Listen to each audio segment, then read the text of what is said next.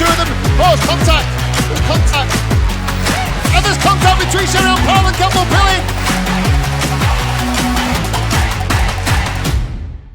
Welcome to the Daniel Ricciardo Series, round 6 here at Hooton Park. We're in the northwest of the UK, just outside of Ellesmere Port, to this old Hooton airfield constructed in 2006. And as we said, this is the host venue of the business end, or getting certainly towards the business end of the 2022 Daniel Ricciardo Series, round 6 of 7.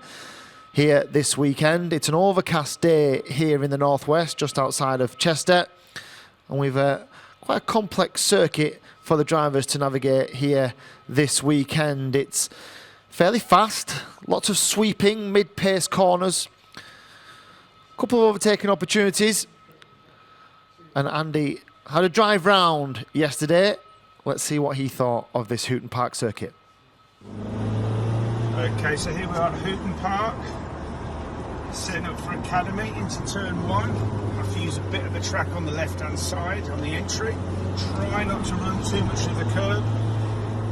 Chase the back ending of the curb into turn 3. A little bit of rumble strip on the exit. Down, heavy braking at the rubber marks. Don't turn in too early. Double apex corner. Let the cart run out. Flat out now. Let the cart go to the right. Tricky corner here. Triple apex. Go in, let the cart settle, and then chase the back edge of this curb. Try not to take too much rumble strip on the outside. Down. Nibble the curb on the right. A little bit of the curb on the left. And drive in the middle for the last corner. Patience on the throttle. Out to the edge, down the main straight, look at the red cone for braking, and back into turn 1.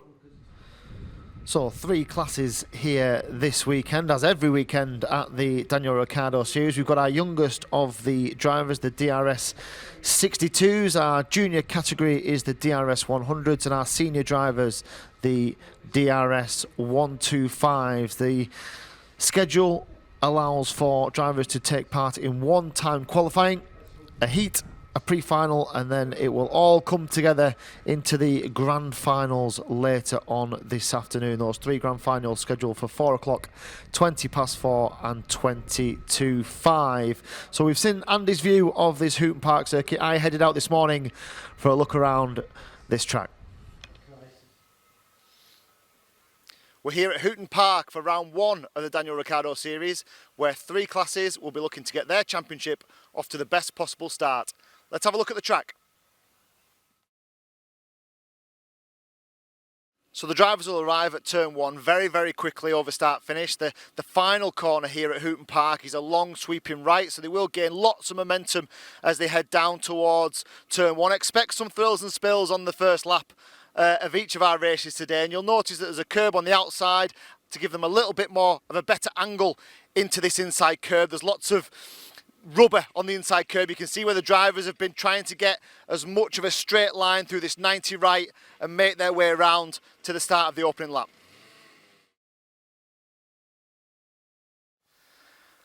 The other thing to bear in mind as we come to the exit here of turn 2 is these curbs. You'll have seen on the Grand Prix at home when they talk about the sausage curbs and the impact that they can have on a Formula 1 car. Well, this isn't that much different for a kart here at the Daniel Ricciardo Series. These curbs are quite aggressive. They are certainly something that the drivers will want to avoid. So the normal blue and white curbs here at Hooton Park are an okay for the drivers. These more concrete sausage curbs with the big indentations, they're more of a risk, and the drivers will be very keen not to throw a chain or have any sort of mechanical issue by running wide over these aggressive curbs. So turn 3 is where we probably expect to see most of the overtaking today. It's the first really heavy braking area on this circuit, and it's quite bumpy on the way in as well. You can see where over time karts have laid more rubber down. They've used the braking area to their advantage. It's a tight right-hander which leads them out onto the rest of the circuit. So whilst we might see some overtaking here, and we will do, the likelihood is that drivers will want to carry as much momentum to get them around the rest of the corners. So turn 4. here at Hooton Park, probably the make or break corner for your lap time.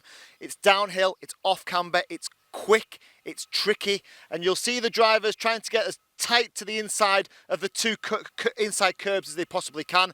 Gives them a run up the long straight and the little kink S's that we're about to get to, and it really just adds that piece of momentum to their lap time. I don't expect to see a lot of overtaking here, but what you will find is as drivers come out of turn 3, they swing over to the right hand side here to get the best possible line in. The opportunistic drivers might just have a little nibble up the inside.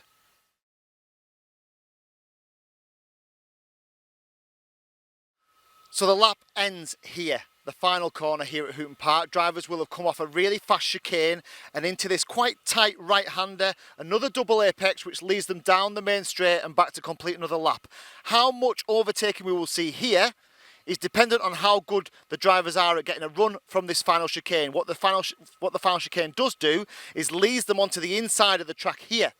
That is the overtaking opportunity as drivers swing out to the left to get the best possible angle into the corner. There is an opportunity to dive down the inside. This could bring us some very entertaining final lap, final corner incidents today. Let's see who's brave and manages to take an extra place on the way around to complete a race. So that is a lap of Hooton Park here for round 1 of the Daniel Ricciardo Series. This is the finish line that the drivers will want to cross first. Let's see how they get on in today's racing. So our A group are on the dummy grid at the moment, ready to start their timed qualifying session. They'll have 10 minutes to post their fastest possible lap, and that will be where they start on the grid for the first heat. So the DRS Group A, 11:05 due out for their time qualifying. Their first heat, incidentally, is around about 25 past 12 this afternoon. Their pre-final will be at 20 past 2. And then what happens is the Group A and Group B drivers come together for one final shootout at 20 to 5 this afternoon, the grand final for the DRS100. It's always an excellent way to finish off a DRS event as well. And they're just getting themselves prepared for this time qualifying session. So 10 minutes. It's looking a little bit overcast out there. You can see from the clouds above your pictures there. No rain around at the moment. Just having a little check on the weather forecast as well, just to see indeed what we can expect for the rest of the day. I think it's probably going to be a dry day. Certainly the forecast says so, if that's something that you can rely on. But we expect probably a little bit of rain this evening, but hopefully we'll have concluded the day's events by then. There is quite a stiff breeze that runs across the track, something for the drivers to experience. Can sometimes change the dynamics of how karts handle a strong breeze, a stiff wind. As the drivers are spoken to on the dummy grid by Andy Cox. Just making sure they're all aware of the requirements before they begin their first time qualifying session. The B group, the rest of the DRS100 drivers will be on circuit 20 minutes or so after this first time qualifying session. They'll have 10 minutes to post their fastest time as well. We'll keep tabs on the two groups and see who is the quickest. We can do a little compare and contrast as well between the lap times of both of the sets of DRS100 drivers as they get themselves ready. At the front of that group is the DRS plate, so the DRS plate of Freddie Cox.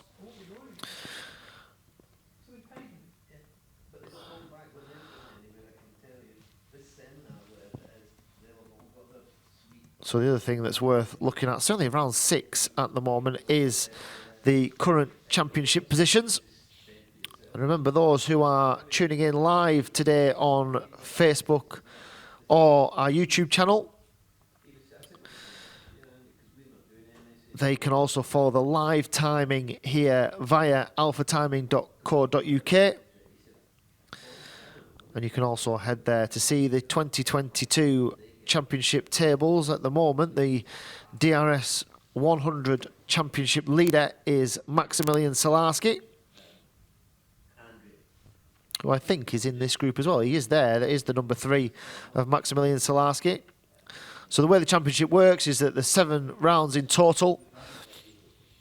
3-point scoring heats, one of which is the pre-final, one of which is the time qualifying session, and that grand final where they accumulate points. They can drop 1 of each. They can drop 1 time qualifying session, 1 heat, 1 pre-final, and 1 final.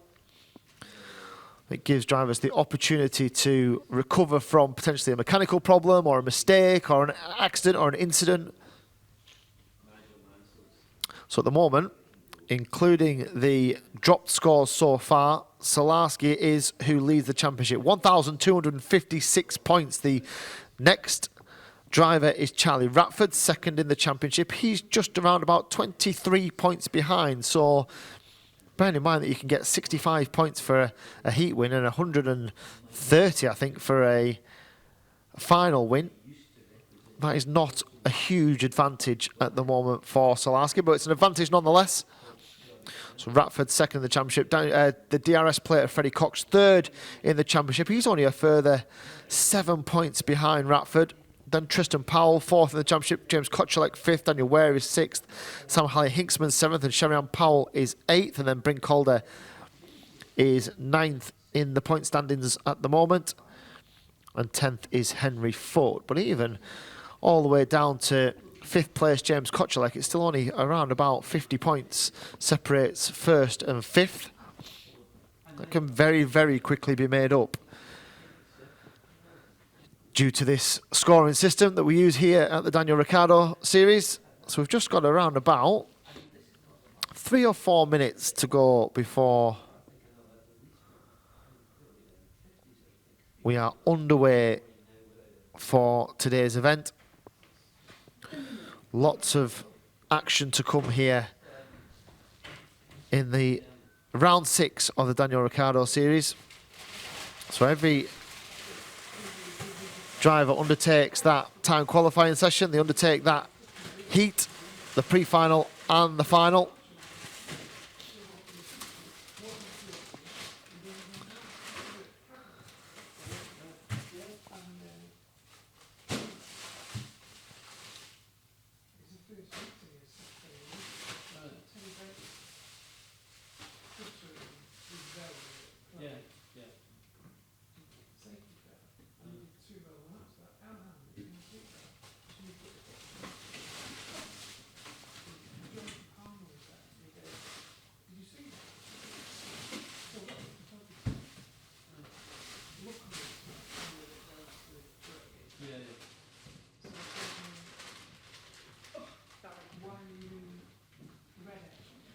So the drivers prepare themselves then. And interesting, we often see tactics here. We often see drivers trying to enforce a little bit of gamesmanship. We see some drivers who come out and try and get ahead of the pack and try and get some clear air. We see drivers who just wait on the dummy grid and wait for the right time to go out and find a gap on the circuit. We see some drivers who go out and have probably worked out during the practice sessions and the test sessions that maybe the optimum period of the tyres working is maybe between a certain volume of laps, and if that's between, say, 4 and 6 laps, they'll only go out and do that 4 and 6 laps, and they'll come in and preserve their tyres. We've seen certainly the DRS100 drivers do a lot of that. We saw a lot of that at round 4 at Rissington a month or 2 ago. So the engines are started. We're about to get underway with our first of the time qualifying sessions. And the drivers out there at the front of the field, although that doesn't necessarily mean a lot when it comes to the times that are going to be posted. But out the front and with the clear air is Freddie Cox, and he was followed out by Ruby Smith. The other thing you'll see, for those who aren't familiar with the series and the way that it works, you'll see 2 different colours of number plates this weekend. You'll see the yellow number plates of the drivers who are a little bit more established, a little bit more experienced, have been in the series before. And then you'll see the black plates of the rookie drivers, the drivers who are experiencing the DRS Championship for the first time this year. And nonetheless, some very, very fast rookie drivers indeed. So we'll let them get through a couple of laps, and then we'll start to unpick who the early pace setters are. We'd certainly expect the likes of Cox to be up and around it. Charlie Ratford is in this session as well. I'm sure Solarski was in this session, but he hasn't crossed the timing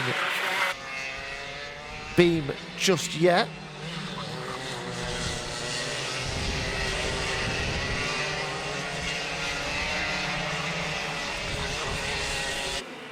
So Cox, oh, there is Solarski. Okay, so this is what we were talking about earlier on. So the drivers that choose not to go out at the start of the session, the drivers that choose just to hold on, just to wait for a moment. And one of those is Maximilian Solarski. We've seen a little bit of this from Solarski before as well. He's used it to great effect as well. So the championship leader just holding a watching brief at the moment. There's still 8 minutes of this session remaining, and with an average lap time of around about 37, 38 seconds here. Plenty of time as Solarski goes on his merry way. He's followed out by the 117 of Eldon Holland. I'm assuming that Holland will want to just try and get a bit of a tour, just try and stay in behind Solarski. Try and get him to drag him round this Hooton Park circuit as they head up towards turn 3. This long right-hander, and then they drop down, don't they, towards the left at turn 4 for a little chicane, fast little chicane, and then up towards the final corner. So let's just keep an eye on the likes of Solarski. He's on your screen at the moment, just coming around the final corner here and drops right down the hill and past our commentary position, which is on the right of your screen, comes into turn 1. So he's done his out lap. This will be the first flying lap for Solarski. And whilst he's doing that, Freddie Cox is the fastest driver on circuit. 37.363 is just around about 2/10 of a second. So 2/10 of a second faster than Charlie Ratford. So third in the championship is ahead of second in the championship. And championship leader is just about to come round and complete his first lap of this qualifying session. He goes through the long right-hander, a little bit of a wobble as he came out.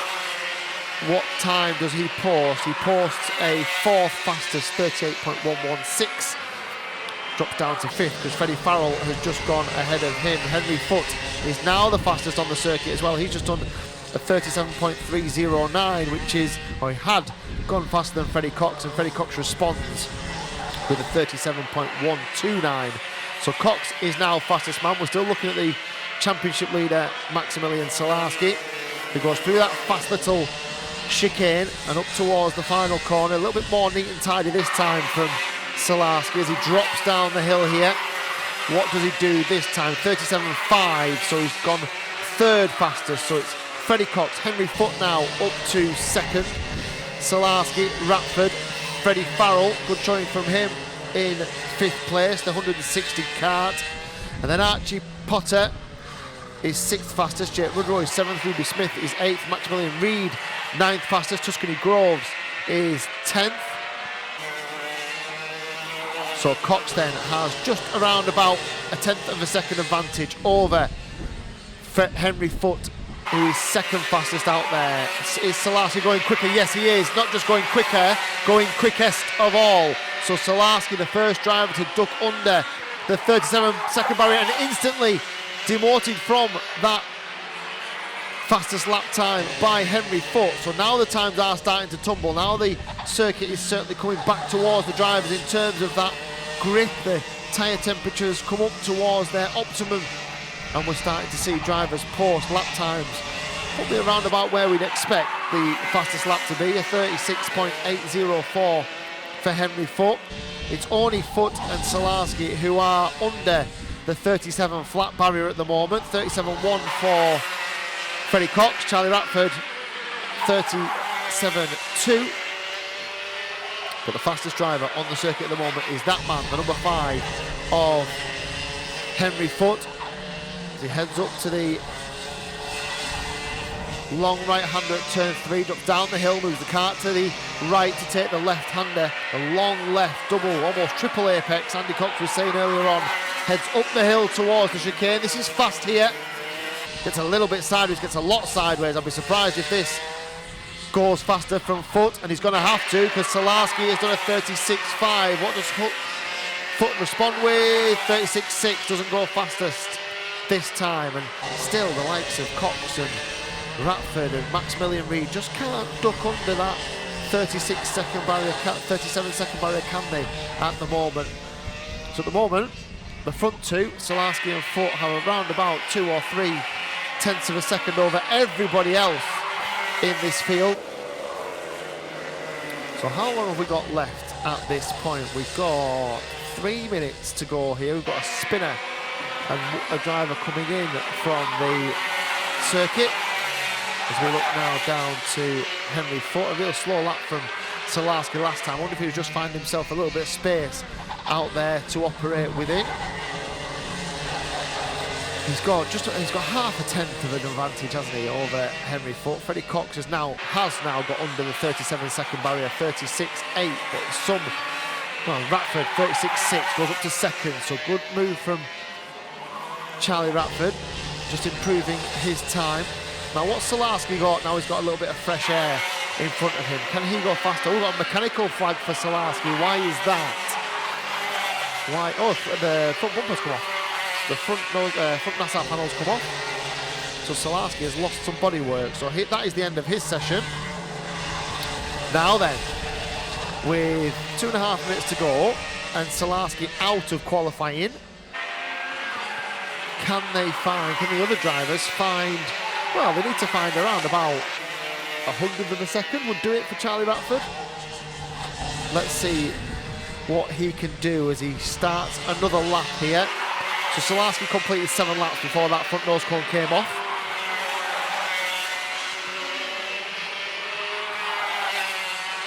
And that is the end of his qualifying session. So Salarski, Ratford, Foot, Cox, Farrell, Reid, Jennings, Ruby Smith, Tuscany Groves and Jake Woodrow. They are the top 10 at the moment. Archie Potter is behind in 11th.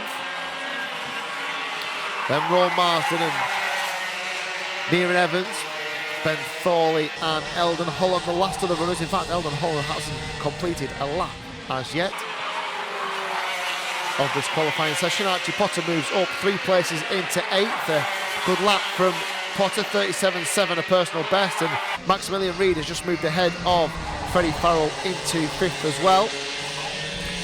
No changes at the front. Let's just keep an eye on the likes of Ratford, the likes of Henry Foot and Freddie Cox. They're the 3 that are most likely here to displace our current fastest driver, and we're under a minute to go here. We've just got around about 50 seconds, so the drivers, as long as they've crossed the line before the checker flag is waved, they will get to complete that extra lap. So they'll all be looking to scamper around before the checker flag drops. Just looking out towards Ratford, who's just coming up towards the fast chicane, just a roundabout here now. There he is, Charlie Ratford. Slightly wider line through the final corner here. Drops down the hill, does he go faster? No, but the driver who has gone faster is Freddie Cox, and also close to displacing Maximilian Salarski. He's just 0.06 of a second slower than Salarski. The only thing to be aware of here is Salarski nailed that time down within 6 laps. It's taken your likes of Freddie Cox and Ratford and Henry Foot. It's taken them 14, 15 laps to get to that sort of pace. Now in a race situation, Salarski will be up the road, he'd be out the way, he'd be gone. So they need to get that pace a little bit quicker, a little bit sooner for the likes of Ratford and Cox. Ratford's completed his last lap, so he will not do any better than 3rd, but Cox is still on his last lap. Has he got a grandstand finish for us here as he crosses the line in just a few moments' time? Does he go any faster? No, he doesn't. In fact, I don't think he has crossed the line yet. He's just crosses the line now. He'd actually backed off, I think, before he got to the line. He was a couple of seconds slower as he came into the paddock. So it's Maximilian Salarski with a time of 36.594, who takes the fastest lap in the time qualifying session, obviously subject to any post-race scrutiny and checks, of course. All the drivers are weighed, the equipment is checked to ensure it meets all the legal specifications. So Salarski fastest, then Freddie Cox second, Charlie Ratford third, Henry Foote fourth, Maximilian Reed fifth fastest. There was around about half a second between the top five. George Jennings, Freddie Farrell, Jake Woodrow, Ruby Smith and Archie Potter the top 10. And then Tuscany Groves, Rowan Marsden, Nearing, Evans, Ben Thorley and Eldon Holland, the last of the 15 runners. So that's Group 1, completed their timed qualifying session. And Group 2, which is everybody else, will be on circuit in just around about what 7 or 8 minutes time before that time qualifying session begins, with a couple of drivers just being recovered from this Hooton Park circuit. And so we'll be back in just a few moments time with that time qualifying session for the DRS 100s.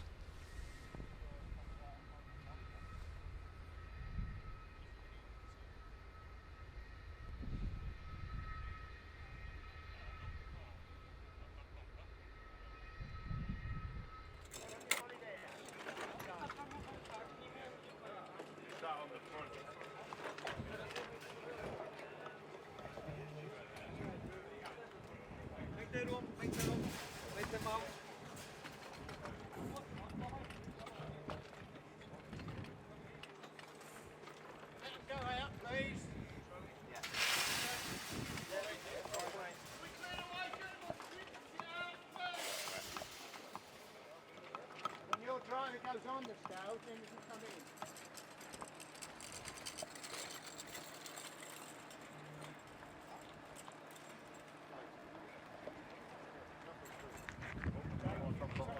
Yes. Yes, if you can.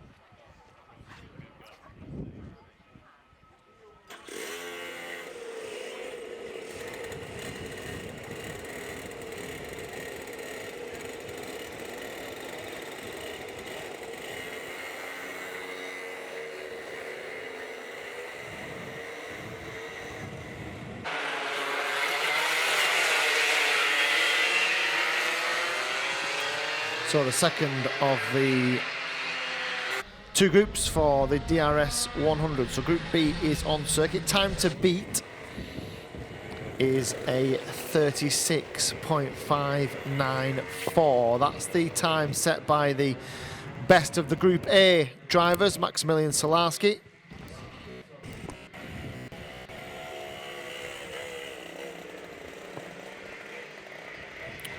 So all the drivers on circuit, with the exception of Sherry-Ann Powell, who now joins at the back of the field. She's joined, well, not right in front, but fairly close to the front of the initial early runners. So she will get swallowed up by a couple of those, you would imagine, because they're a lap better off in terms of tyre temperature. As they descend onto her now as they go into the left-hander of, and she gets very sideways, doesn't she, Sherry-Ann? She'll get a couple go past her, but she'll just follow and form in behind them. Might get a little pull along, little tow along as well from that group of drivers. We've got one who's just had a little spin and rejoin. Oh, there's the spinner, the 1-3-1 of Isaac Kite.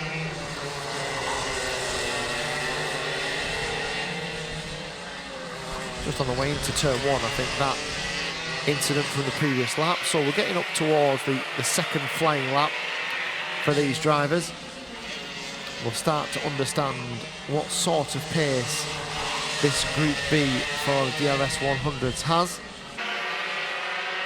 And keep an eye on that group of drivers that's just heading towards turn 1 at the moment. What they're actually doing, the front couple, the likes of Powell and Walmsley-Jones, are having a little scrap between themselves. Now that's not ideal in a time qualifying session.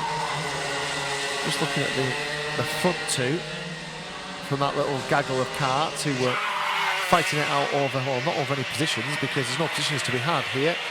There's a 154 and a 143, so it was Tristan Powell and Daniela Sutton who were squabbling into turn 1 the previous lap, which will have cost them both a couple of tenths of a second just in making the overtaking manoeuvre, if nothing else. Remember, it's fastest lap gets most points. So it is a case of putting in those consistent lap times, hooking corners together, carrying momentum, just trying to make sure that you are getting everything out of this Daniel Ricciardo car. Remember, the karts, the engines, the tyres, everything is standardised. Make it as level a playing field as possible and put the emphasis very much on driver ability. So then, where are we? A quarter of the way through the session, just over. And Tristan Powell is the fastest of the drivers out there. 36.6, so he's already Tristan Powell's was less than a tenth of a second slower than Maximilian Salarski was in the first session. Daniela Sutton is second fastest. Sherry-Ann Powell is third fastest, a 37 flat for Sherry-Ann. But what I would say is these drivers seem to have hooked up the pace a little bit quicker than the Group A drivers did earlier on today. So Powell is fastest. Sutton second, Sherry-Ann Powell second fastest. So Sherry-Ann's just done a 36.7 for Sherry-Ann Powell. It's a very competitive lap time indeed. And Bryn Calder up into third fastest. Daniela Sutton drops to fourth. Daniel Weir is fifth, and Oscar Walmsley-Jones sixth. Cassidy Southall seventh, and Kai Newman goes up 5 places into fourth with a 46.8 the last time round. And then Daniel Weir displaces him up into third. So Powell, Tristan Powell, Sherry-Ann Powell, first and second. Daniel Weir is third, Bryn Calder is fourth. Kai Newman, Daniel Sutton, Oscar Walmsley-Jones, Cassidy Southall, James Kochelek and Liam Karblov. They're the top 10 here, although Ben Hoy just moves up into ninth with a 37.215. So nobody's going any quicker, have they, for a lap or two. Still Tristan Powell, his last lap was a 36.7. His best lap is a 36.6. And Daniel Weir goes fastest, 36.600. That's only 0.06 of a second slower than Maximilian Salarski. In fact, I think it's exactly the same lap time that Freddie Cox did on his way to second fastest in the previous session. So Weir is now quickest, Powell second. Sherry-Ann Powell is third. Bryn Calder fourth fastest, Kai Newman, Daniela Sutton fifth and sixth. Karblov's up to eighth, and Archie Cole is up to 12th as well, 37.3 for Archie Cole. Now bearing in mind that the fastest lap, Salarski did his fastest lap on lap 7 of his session, and we're now on lap 7 for Daniel Weir, Tristan Powell. And Powell goes fastest, so Powell hasn't just gone fastest, he's gone fastest of all of the DRS100 drivers, a 36.478. That might take some beating. Danielle Sutton up to third fastest, 36.7, a personal best for her as well. So Tristan Powell, Daniel Weir, Daniela Sutton, Sherry-Ann Powell and Liam Karblov, all within 0.3 of a second of each other. Kai Newman's a couple of tenths further back. He's the 6th fastest driver out there at the moment. as Calder goes up to third. So 36.6 for Bryn Calder, up to third. I reckon we've got 7 or 8 drivers here that are all going to be within a tenth or so. We've got used to them. We've been spoiled by the DRS100s this season. And they are certainly looking like this is going to be very close indeed. Last year here, it was round 1, and Maximilian Salarski was the winner of that round, so he knows what it takes to win round here, as the 1-3-1 of Isaac Kite has another spin through the double apex left-hander of turn 4.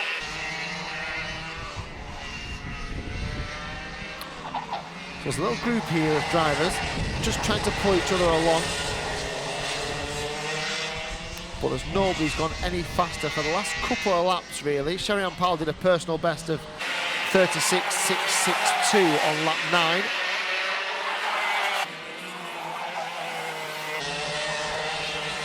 And that's just, well, what is it, 0.2 of a second, less than 0.2 of a second off the fastest lap of the session so far, but all the way down in 5th place for Sherry-Ann Powell. That gives an indication of how close these drivers are. Has anyone got anything late on here? We've got still a quarter of the session to go.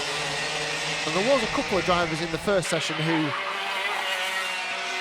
threw in their best time, their best lap time late in the sessions.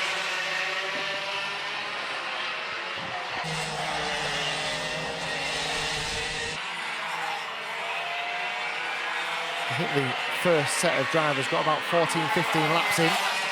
There's something similar here as we look at the fastest driver on circuit at the moment. It's Tristan Powell heading up towards the right-hander at turn 3 and then swings back to the right for turn 4.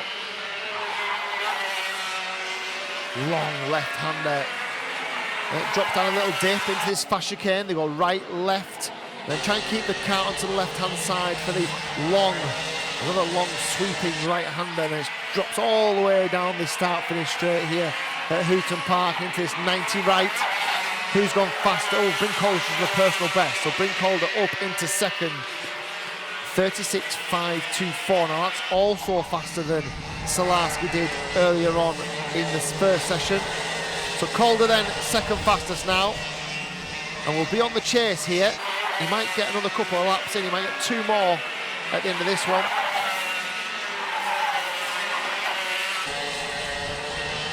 So Powell, Calder, Kochelek, Daniel Weir, then Daniela Sutton, Sherry-Ann Powell, Kai Newman, Liam Karvelov, Cassidy Southall and Ben Hoy. They are the top 10 as Kochelek does his personal best as well. 36.555 for him.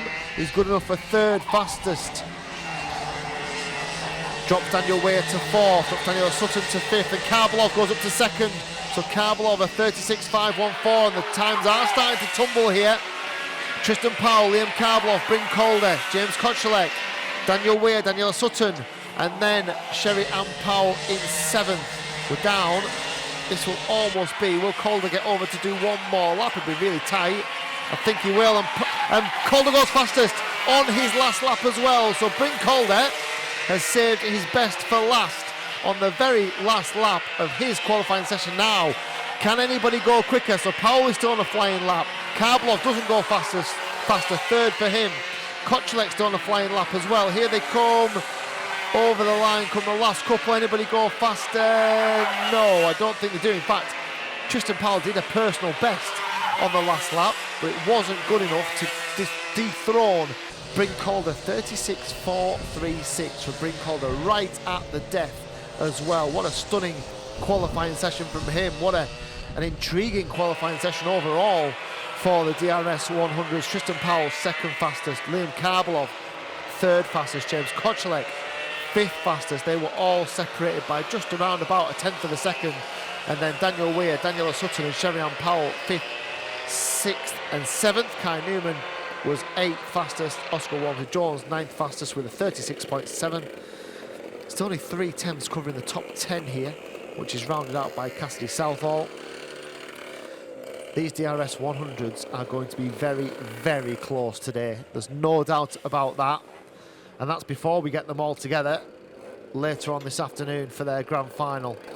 So a treat in store then for the DRS 100s. And remember, those of you who are just tuning in for those races, the DRS 100s will go in their heat at 25 past and quarter to 25 past 12 and quarter to 1.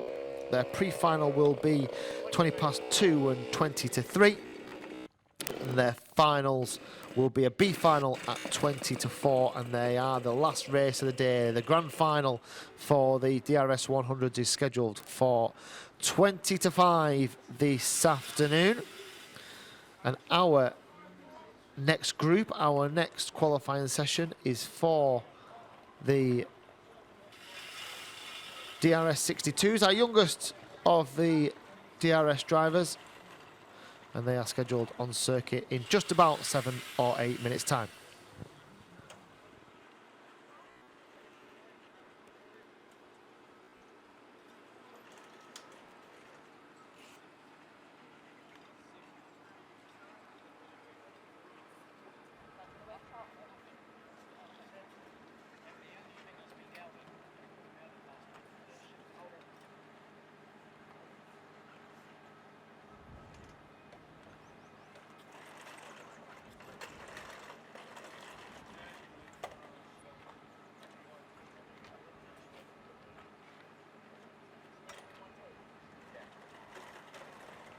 Chris, get it over here, please. Sorry, here. Chris.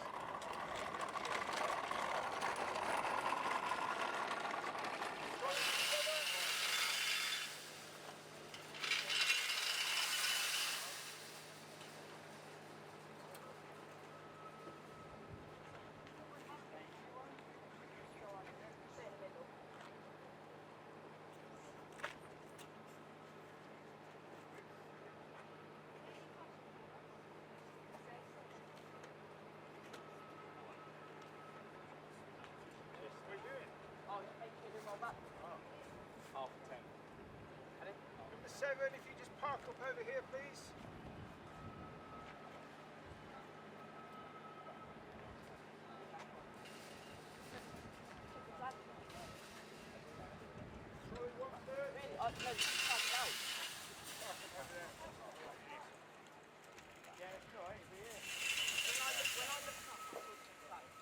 It might not counted, but when I looked up, yeah, but he wouldn't let you go past any wave that it's green. when I looked up, it was flashing, so I think that.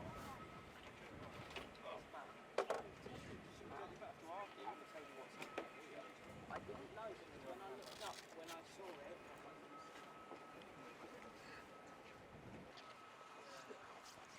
Okay.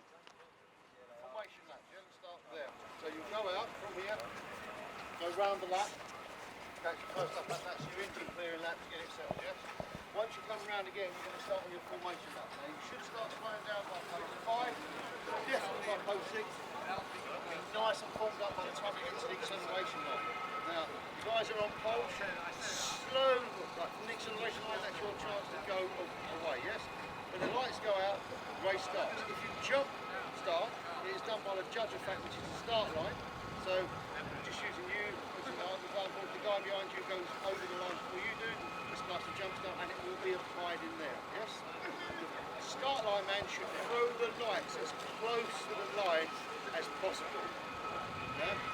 So, what is that? Right. Freddie, who's second? Joe, so you're controlling it, yeah?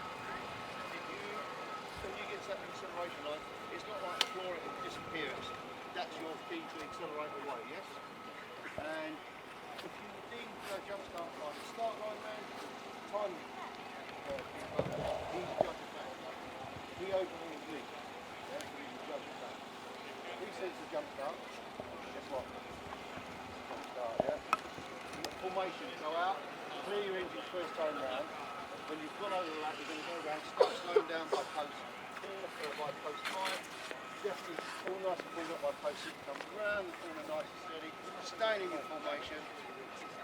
Yellow cones are on the side of the track if you don't do the separation line. When you get there, that's your time to accelerate away, yes? But it's not like the floor it disappears. Okay? Any questions, guys? Have a good race.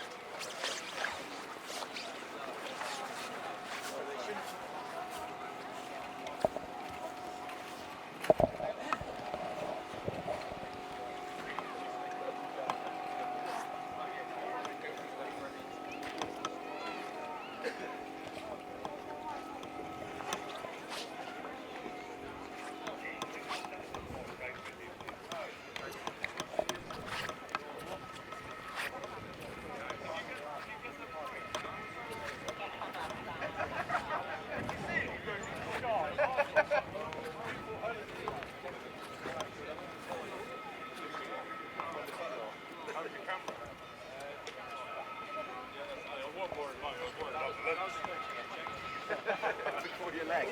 The thing is, I can't set my leg on. And I did have a mod.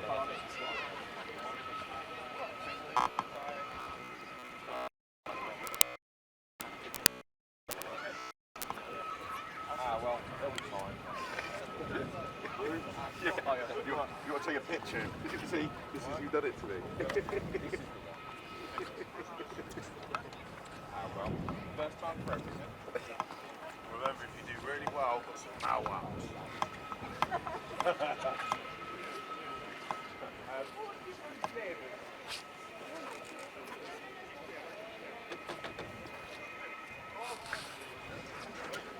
So our first of the combative race action of the day, the DRS100 Heat 1 for Group A.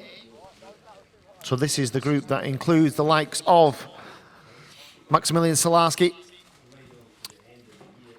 includes Charlie Ratford, includes Henry Foote,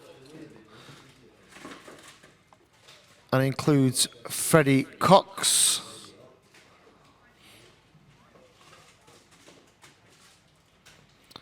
So it's a front row of Cox and Ratford. And an opportunity with the championship leader, Maximilian Salarski, a little bit further down this field, or indeed at the back of this field. An opportunity, although Freddie Cox has dropped it on the way out of the dummy grid. What's he done there? He's just caught a few out, hasn't it? Oh, he's just dropped it. Literally just lit up the rears, spun him round, and he can just rejoin. No harm done for Freddie Cox. He'll just rejoin and he'll just work his way back up to the front of the field. But we've seen a few, haven't we? We've seen Sam Faulkner do it on an outlap. We saw a couple of the drivers in the DRS100 B group time qualifying, just struggling the first couple of corners.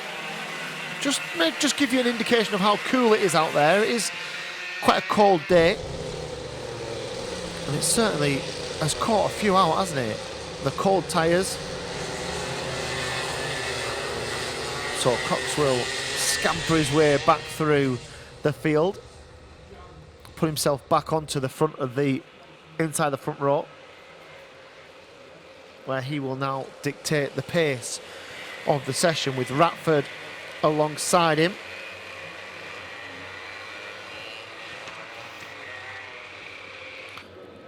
They'll go through the short chicane, they'll head up towards the long right-hander at the final corner. Who will get the drop then into this tight first corner? It then tightens into turn 2 as well. Who'll get the drop? Looks like Cox has got the best of it. As he, in they go. Yes, Cox. Oh, there's a spinner. There's a spinner and there's contact with quite a few of the drivers. It was a spin from Maximilian Reid, I think, on the outside of the second row. I don't think there was that much contact involved. I think he just overcooked it on the way in. Now, what will they do here? I would imagine we'll go at least full course yellow, I would have thought. It's a short lap and we've got 2 carts stricken in turn 1. Full course yellow is correct. So here's the incident. That's a little bit further on. There's a couple of spinners, but they've already spun by them. We need to see the front of the grid. I'm sure it's the outside of the second row. I'm sure it's Maximilian Reid who just gets sideways as they went into that first corner first. We're under full course yellow, so we'll go around nice and slowly. Freddie Cox will dictate the pace. They'll all bunch up. What a first lap for Salarski, by the way. What a first lap for Salarski. He's gone from last to 7th. And this full course yellow won't do any harm at all, because everyone will start to come back towards them.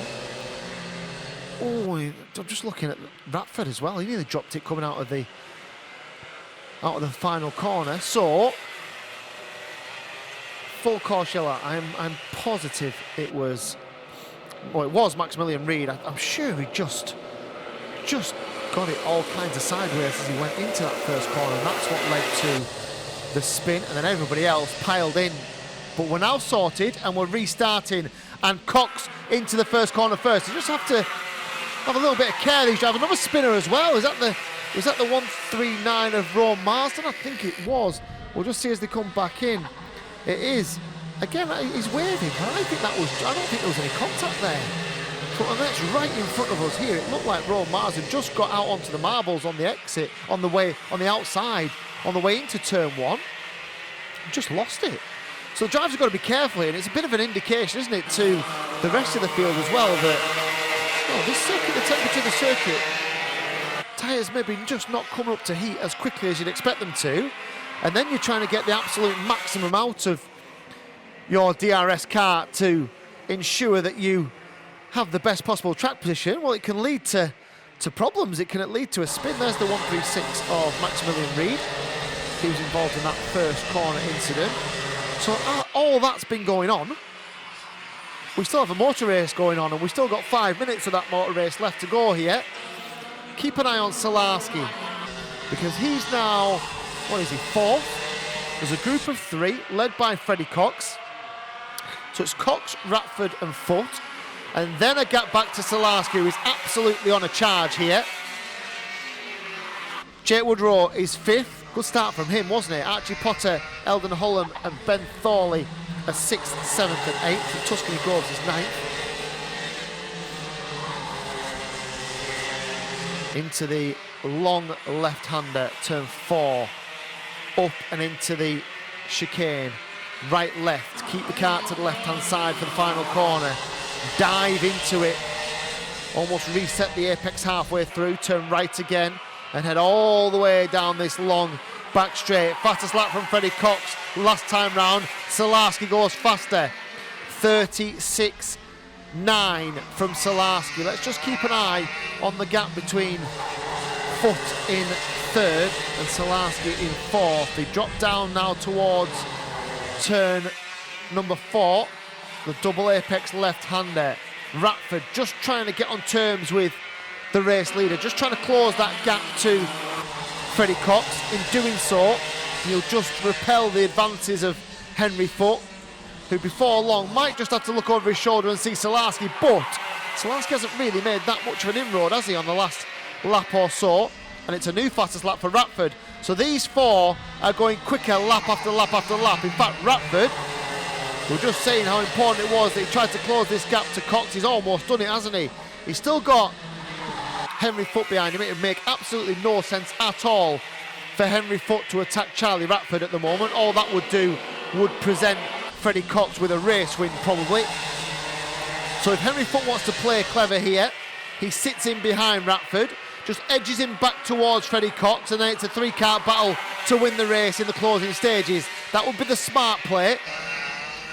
Is that how he runs it? Ratford a little bit sideways out, and here comes Foot. Please don't overtake him here. Oh, he has done. That makes no sense. And now these two are going to squabble, and now Freddie Cox is going to scamper away at the front. It's not genius racecraft from these two. Well, not sure as much from Ratford could do about it.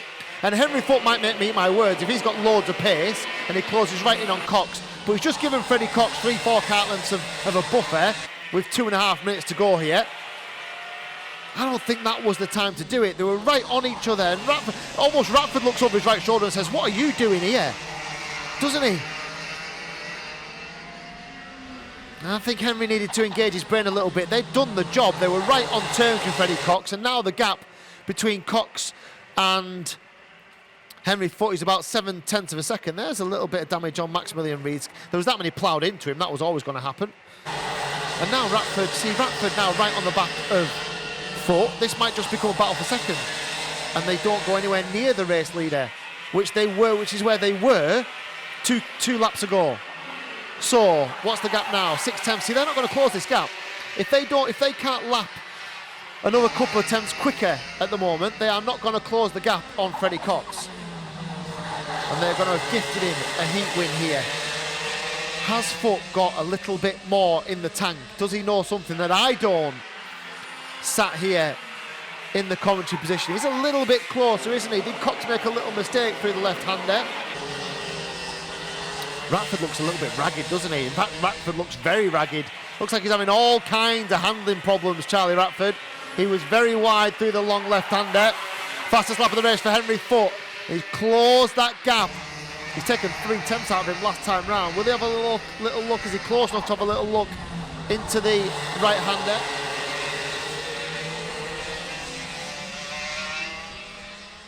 And down towards the left then. Oh, just kicked the inside wheel up, didn't he? Just got a little bit out of shape, Henry Foote, and then collected it all together as they go into the chicane.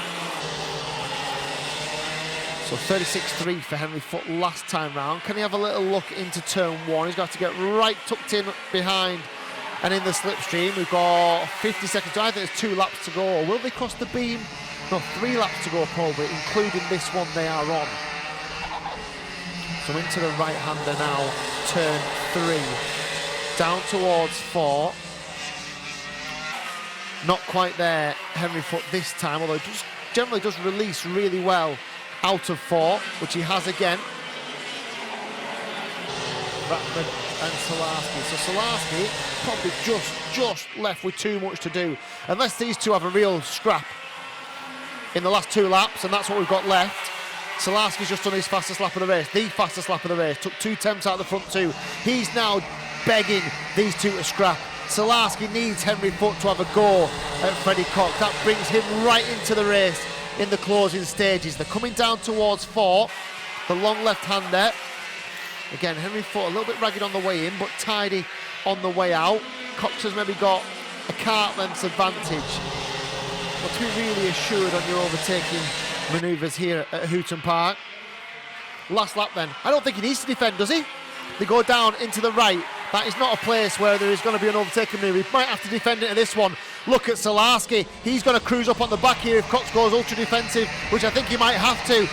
He goes to the inside. Now, will he try and cut back Henry Foote? Solarski's there now, isn't he? This was always going to happen. Out comes Cox, clever. Showed the inside line, then moved out onto the outside. I think he's done enough, Freddie Cox. I think he's done enough.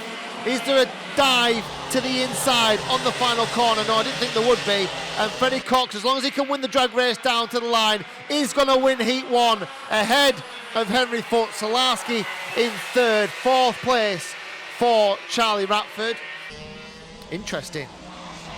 Okay, now then, so Ratford needs a little bit of pace, we know that. Henry Foote's got some pace. Might need a little bit of racecraft in check. Just how to pick his way through the drivers at the right times in the right places. Solarski we know has got pace. We know Freddie Cox can lead. So Group A lined up very nicely indeed, if that's anything to go by. They'll have a pre-final as well, remember, to sort themselves out before the main final. So Jake Rudrow was 5th, Archie Potter was 6th, Freddie Farrell was 7th, Eldon Holland and Ruby Smith 8th and 9th. A gaggle of rookie drivers from 6th to 9th.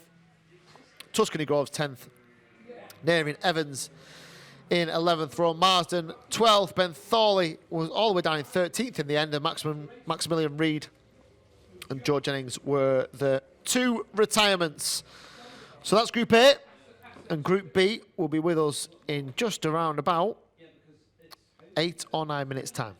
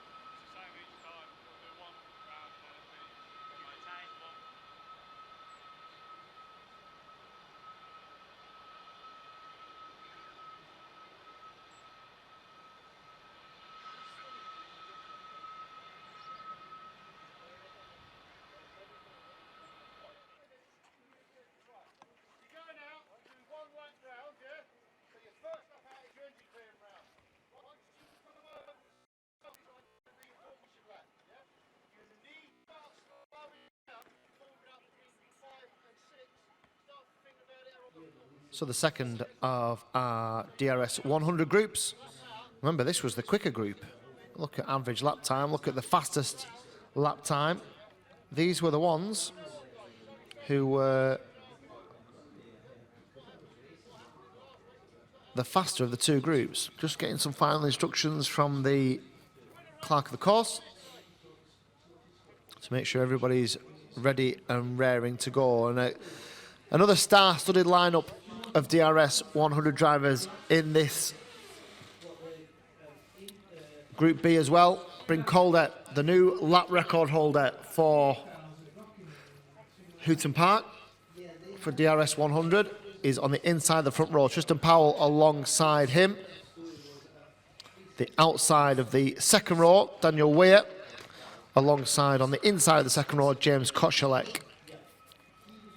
And Sherry-Ann Powell and Daniela Sutton. It's an all-female row 3.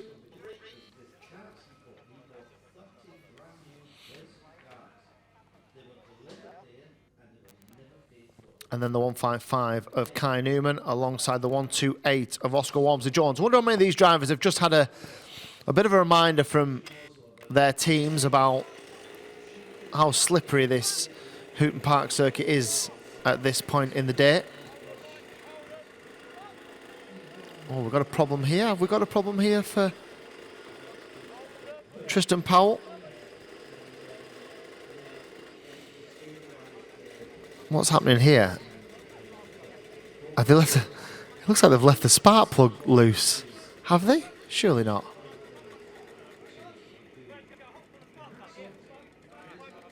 What's going on there? So that they are working on the spark plug. Surely they haven't left that loose. They have. Wow. So Tristan Powell just needs his spark plug tightening up. Don't think I've ever seen that before. It's sorted. Don't worry, Tristan, it's sorted. And away we go then. So, bit of drama on the dummy grid. Drivers have their engines fired up and are about to enter the circuit. I think they're just checking that everybody has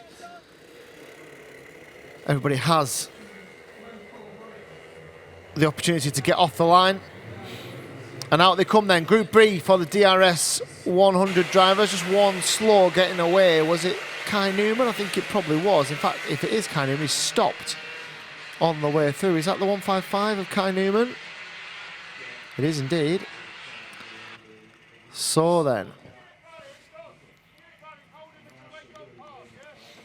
what happens here? Let's try and get him restarted. They usually give the opportunity for these drivers to catch up if needed. They've got it fired up. It's just needs to clear. Does it just need to get it cleared out? It doesn't look like those wheels are moving particularly quickly.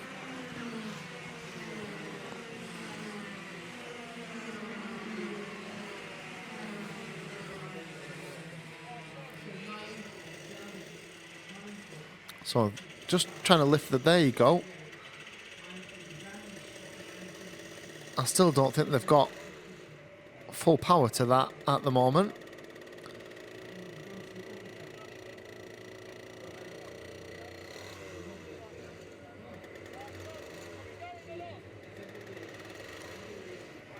Okay, so they're maybe just going to get him out. I would just be tempted to chuck him out there, give him a push and let him get started. Now they're looking, I think they're now looking down the grid. Oh, it's sluggish, isn't it? There you go, it should clear. It will clear, there you go. Just need to get him out there, need to get a bit of a run. Oh, I was saying that. Has it cleared? Surely we've not gone, have we? Surely we've not started the race. Have we? No. For a moment there, I thought we got started. Newman is really struggling to get that clear, isn't he? He's at the front of the field. And he just can't get, it just doesn't look like he can get any sort of traction at the moment. And for a moment, I thought we started the race with him right in the middle of the circuit. But we haven't. And we are just about ready to, I think we'll get started this time. Newman has had the chance to get back into position here. He's still circling, so see if it will clear. Right then, back to the front, and let's see who can get into that first corner first. We do go this time. There's a little bit of contact. Calder, I think, gets in there first, and they all managed to get through. Yeah, a little bit sideways for a few of them. Sherry-Ann Powell was one of the ones who was a little sideways as they went through turn one. They all stream up towards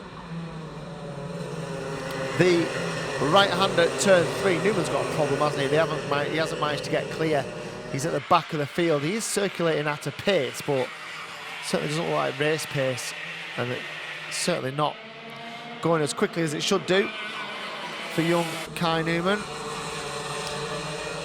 So the rest of them then, led by Bryn Calder, are on their way down the start-finish straight once more. So Calder it is who leads. Second place, the 150 of James Kotchalek from the outside of the second row. Calder, Kotchalek, Tristan Powell, Daniel Weir, Daniela Sutton, Sherry-Ann Powell, top six as they go into turn three.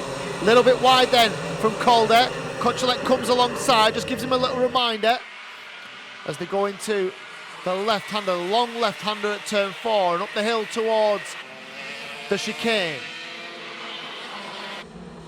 They all stream through, no overtaking there. And to be honest, when you've got to the chicane, there isn't really an overtaking opportunity unless you are very, very brave on the way into the final corner, which is quite high speed.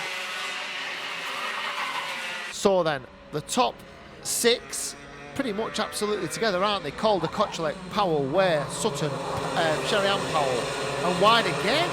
Really wide from Calder. Did he say there was contact there? Is that what he was pointing at? Didn't really look like there was. We'll maybe see it again.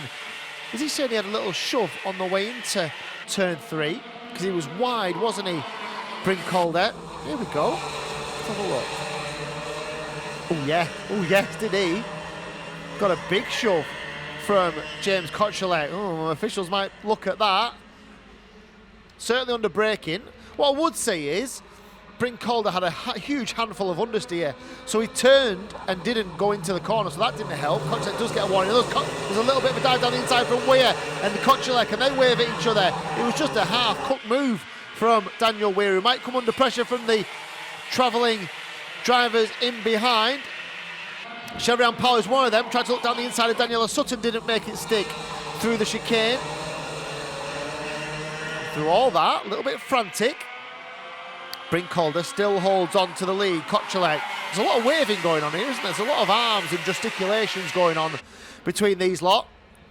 Might be just as well getting on with it, boys and girls. Oh, as I just seen Powell get a horrible run out of turn two.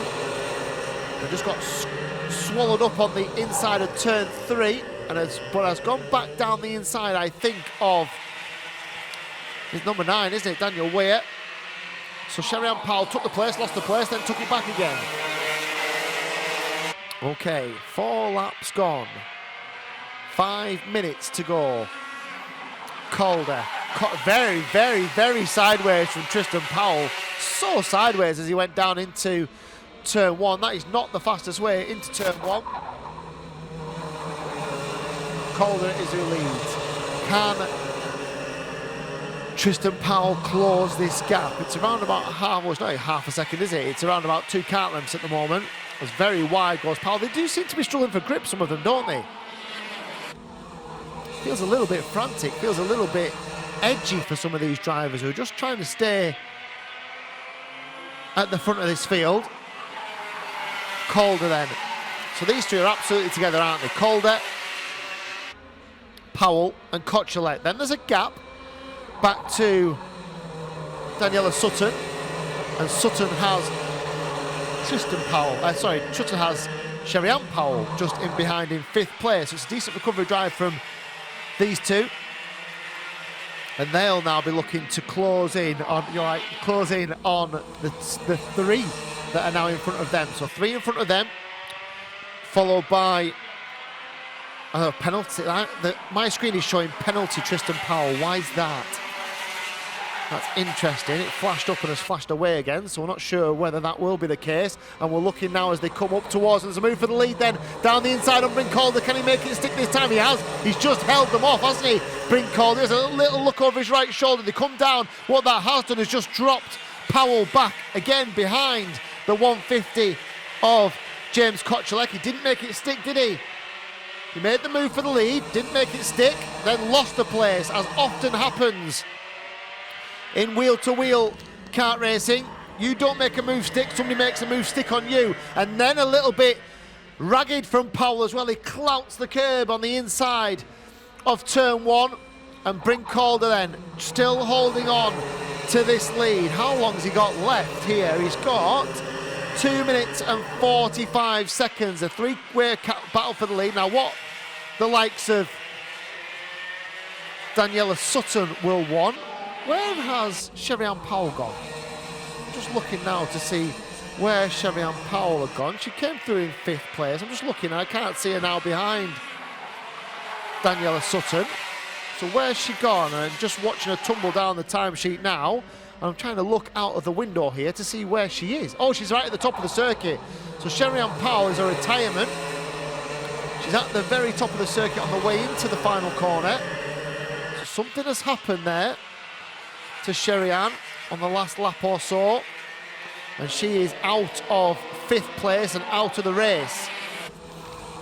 Here are the leaders with 2 minutes to go here. So Kochelet just tucked up behind Brincalder. Done a good job, hasn't he? Bryn at the front of this field. Got a little bit racy with Kochelet earlier on when there was a little bit of contact on the way into turn 3.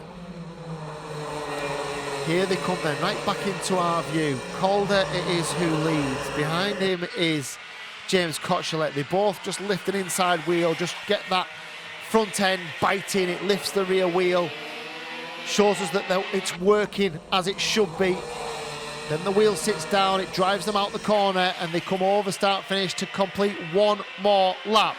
Calder then leads through the right-hander. Both neat and tidy, aren't they? And if anything, I wonder if Tristan Powell's just starting to struggle with the pace of these two. He's 2 kart lengths off the back of James Kochelet as they go through the right-hander at 3, down to 4. And Brincalder closes up under brakes, doesn't he? Kochelet gets a good release as well, and this time Calder does look over his left shoulder just to check on the status of the 2nd place driver. What have we got left? 40 seconds. So they're gonna, this will be tight, won't it? So this will be really tight. I think there's 2 to go, but it'll be tight. A little bit further back, Daniela Sutton, just far enough away not to worry these 3, but close enough that if they do have an almighty squabble in the closing stages, she could close up onto the rear of this 3-way battle for the lead then. Will they cross the line before the time ticks away? Will this be the last lap this time? I think it probably will. It'll be close though, and the 159 of Joe Wood spins, and the 131 of Isaac Kite as well. Last lap then it is. Oh, wide from Calder, really wide from Calder. Made a mistake on the way into 1. He's lost the lead on the first corner of the last lap. Can he respond then as they go up the hill? A little bit of a push, I think, from Calder into the back of Kochelet. Just probably a reminder of what happened to him a few laps ago. But he made a mistake, didn't he, on the way into the first corner of the final lap. Here it is. Oh, he's just talking. Oh, he just caught the rumble strip on the exit.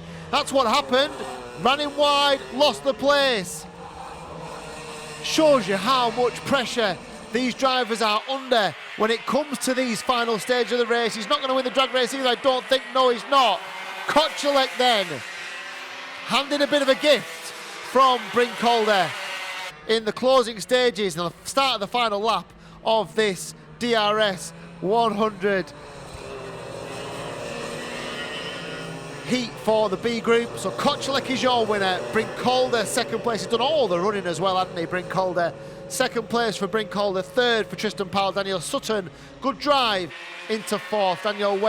Daniel Weir into 5th. Oscar Walmsley-Jones is 6th, and Liam Karloff in 7th. The first of the rookie drivers was Cassidy Southall in 8th, and then Archie Cole, Ben Hoy, Joe Wood, Isaac Kite Sherry-Ann Powell and Kai Newman were both retirements. Sherry-Ann on lap 8 and Kai on lap 2. Wow, that grand final between these lot. You add in Group A, could be an absolute cracker, couldn't it?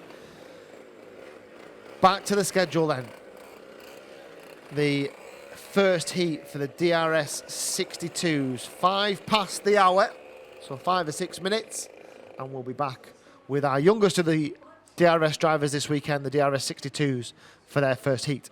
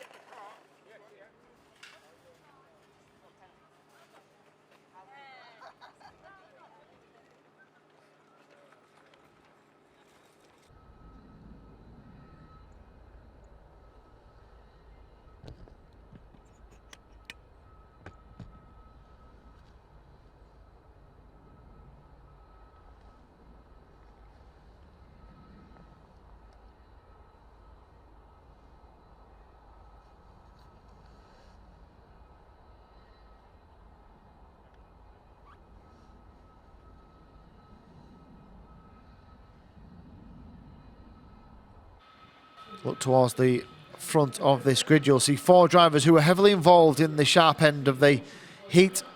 The likes of Freddie Cox, who went on to win that first heat. Henry Foote, who finished in 2nd place, and then Max Salarski, who came from the back of the field all the way through to finish in 3rd place, just ahead of Charlie Ratford. And all those drivers are very much in the mix when it comes to the championship standings as well.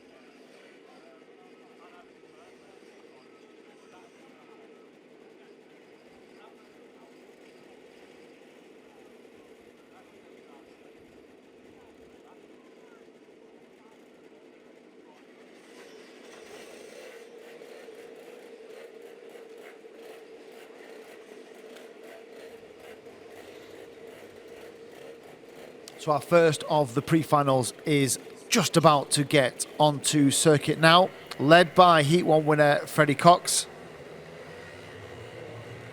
And they stream onto this Hooton Park circuit. Certainly a few more clouds gathering than there was earlier on.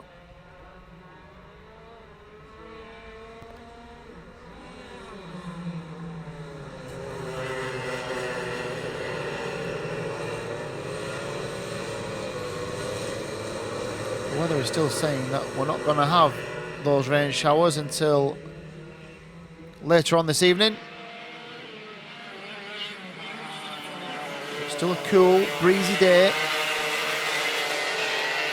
where grip is at a premium, so the drivers have to get as much heat into these tyres as they possibly can do.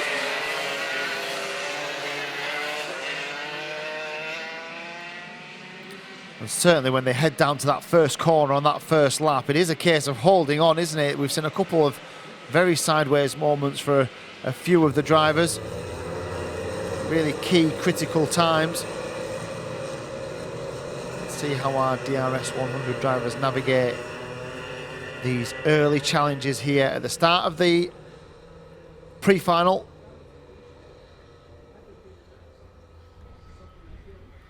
Still 8 minutes plus a lap to go in this pre-final. The timer goes up to 12 minutes plus a lap when we get towards the main finals later on this afternoon. But for now, it is the 8 minutes as it was in the heats earlier on today. They are already round to start this pre-final, and we go at the first time of asking. It is Freddie Cox who gets in there first, a little bit sideways from Henry Foote, who loses a place to Charlie Ratford, or to Salarski rather. Ratford is behind them in fourth, and here comes Salarski having a little look down the inside, does up nice to make it stick. And they're all through nice and neatly into the first few corners, into the left-hander then for the first time. A little bit wide from Freddie Cox. He's got the two, that's all right, the two that are tucked up right behind him as they go into the final corner for the first time, and they'll stream down past us to complete the first lap. Cox it is who leads. Second place, and looking ominous, is the championship leader, Maximilian Salarski. Henry Foote right there in third as well, and they're joined by Charlie Ratford. So four drivers then, absolutely together as they go around turn 3 for the second time now, these four.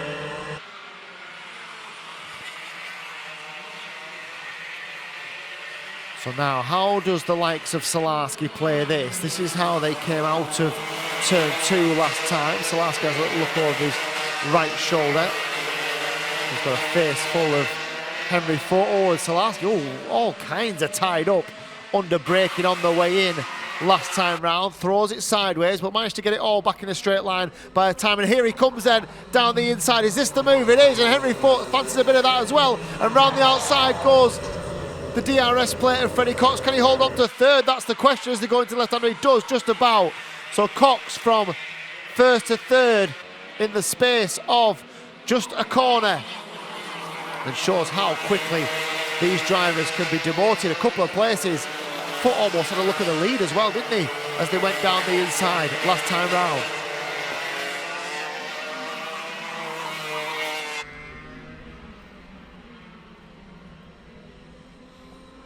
So what sort of response can Freddie Cox? Well, that's not the response he wanted, because down the inside goes Ratford as well, and Ratford is going to take that third place away from Freddie Cox. Just going to be careful here, both Ratford and Cox, because there is a gap developed between the front two and third and fourth, and that is not what the likes of Charlie Ratford and Freddie Cox will want from their championship perspective either. They've got to try and stay on the coattails of the front two.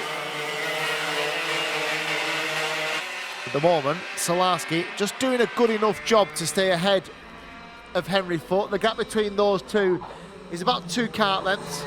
There's about 2 or 3 kart lengths further back to Charlie Ratford as well. What a recovery this would be from Salarski if he could win this pre-final. Was demoted to the back of the heat grid after qualifying. He's Cox worked his way right back to the front here. Now, Henry Foote, what sort of answer has he got? He's got 2 cat lengths to make up. He takes a huge clunk of the curb on the inside of turn 1. Ratford is just slowly edging back towards him as well, but Freddie Cox has lost all that momentum, hasn't he? And is now back and forth and falling away from the front 3.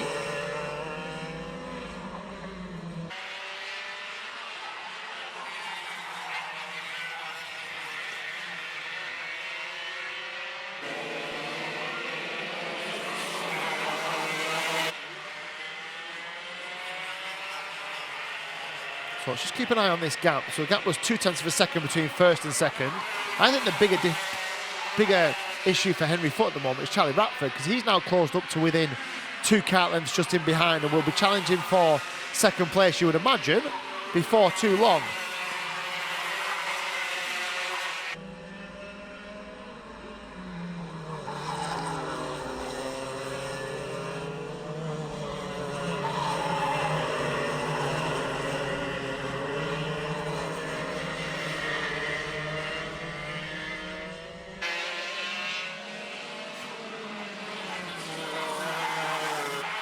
So the front 3 have completed another lap. There's no change in the positions.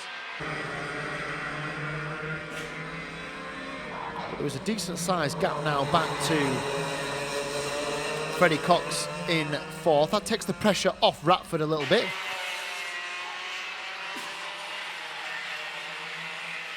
And he can focus on the task in hand, which is to get on terms with Henry Foote, and then ultimately to try and find a way past. It's interesting from Ratford, isn't he? He struggled a little bit in the heat.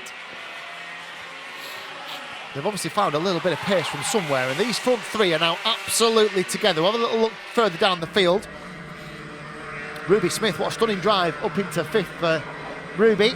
Jake Woodrow into 6th. Maximilian Reid, good recovery so far, into 7th. Eldon Holland is 8th, and then Tuscany Groves and Nearan Evans.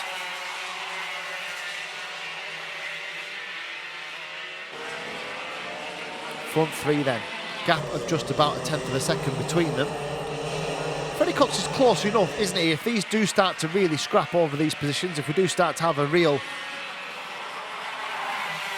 squabble at the front, then Cox might just get there or thereabouts. Just see what they're doing in terms of lap time, because last time round Cox did a 36.2, so he's about 1/10 of a second off the pace of the leaders, who are already down into turn 4, and there's no change, or a little bit sideways from Henry Foote, a little mistake from Henry Foote. He will just drop into the clutches of Ratford. He got a little bit crossed up as they went through the left-hander. That just gives Salarski a touch of breathing space. It also means that Ratford is in the box seat to make a move. Now what does he do? Because this is actually role reversed from the heat. So we were a little critical of Henry Foote for making a move too soon. Does Ratford take a leaf out of that book and say, right, I'm going to wait for Henry Foote to make this move. I know he's going to make it at some point. And bear in mind, these drivers know each other very, very well. They've had at least, a few months of this season together. They know who's likely to make moves, when they're likely to make it, how they're likely to make it, where they're likely to make it. And from that information, they can try and plot and plan their way around these races, and that is exactly what I think that Ratford's played this perfect. I think he probably knew, even just from watching Henry Foote in the first rounds of this series and last season, I knew that Henry Foote would make that move. If I knew that he was going to make that move, I would sit in behind him and wait for him to make it. I've then only got one driver to find my way past if I was Charlie Ratford. That's exactly what Charlie Ratford's done. And now then, if he can hold Max Salarski at bay, got a great chance of winning this race, hasn't he? They head down, and here comes Ratford down the inside. Has he timed this absolutely perfectly at the moment? And there is still 90 seconds of this race to go.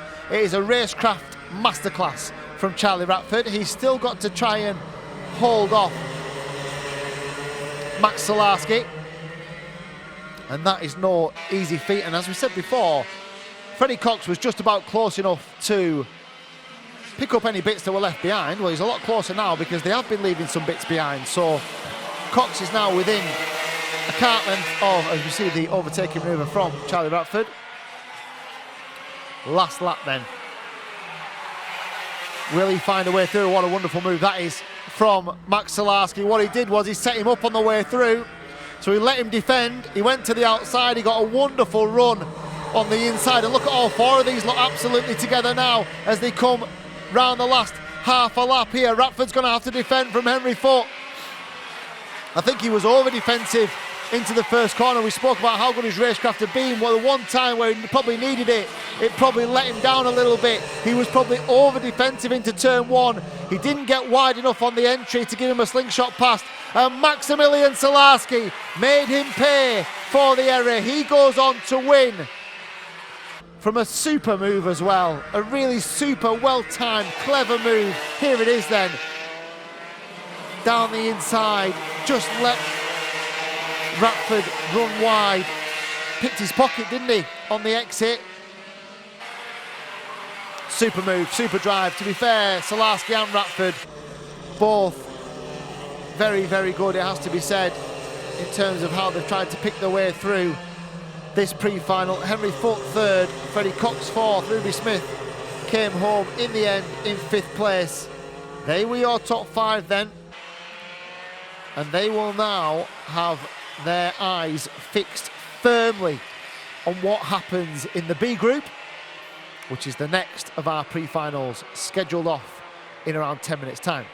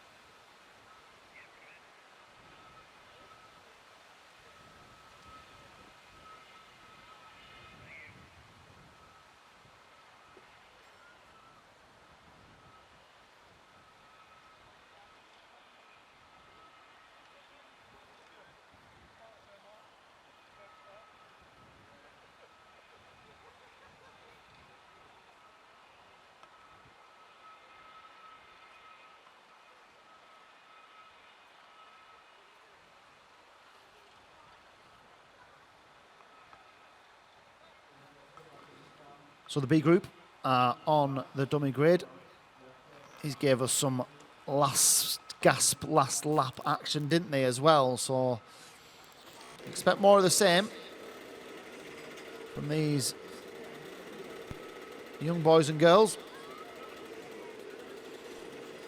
Led out by the heat winner, James Kochalek.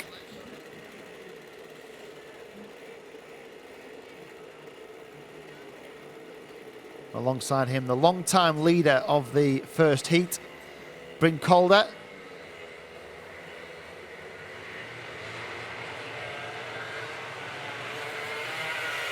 And a couple of drivers at the back of this field in Kai Newman and in Sherry-Ann Powell that we would expect to come through the pack fairly quickly. Just seeing that Kai Newman got away as expected on this occasion after his troubles mechanically in the first heat earlier on. It looks like they're all away and it looks like they're all circulating as they should be.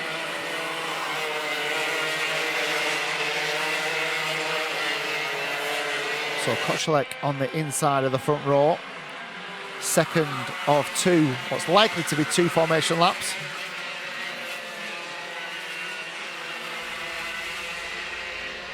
Bryn Calder alongside.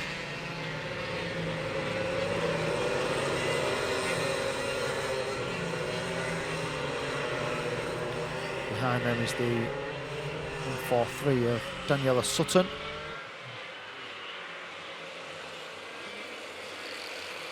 And the number 9 of Daniel Weir on the second row.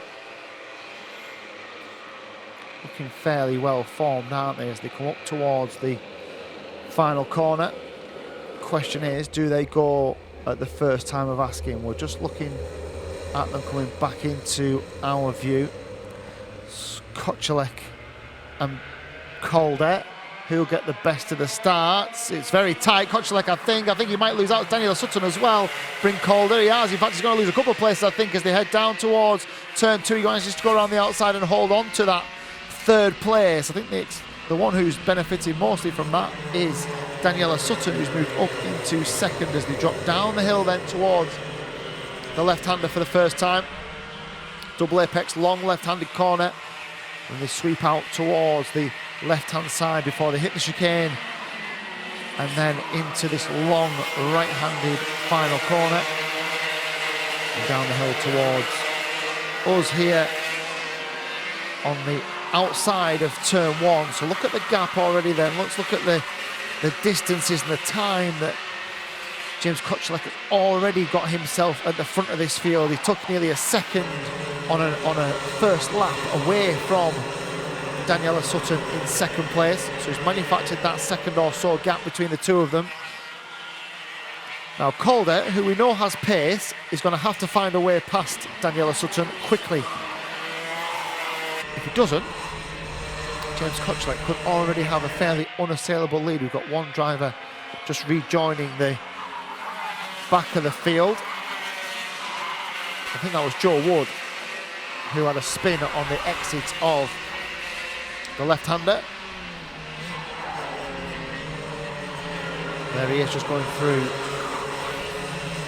to finish his second lap of the race so far. Remember, 8 minutes plus that one final lap. We've still got 6 of those minutes remaining.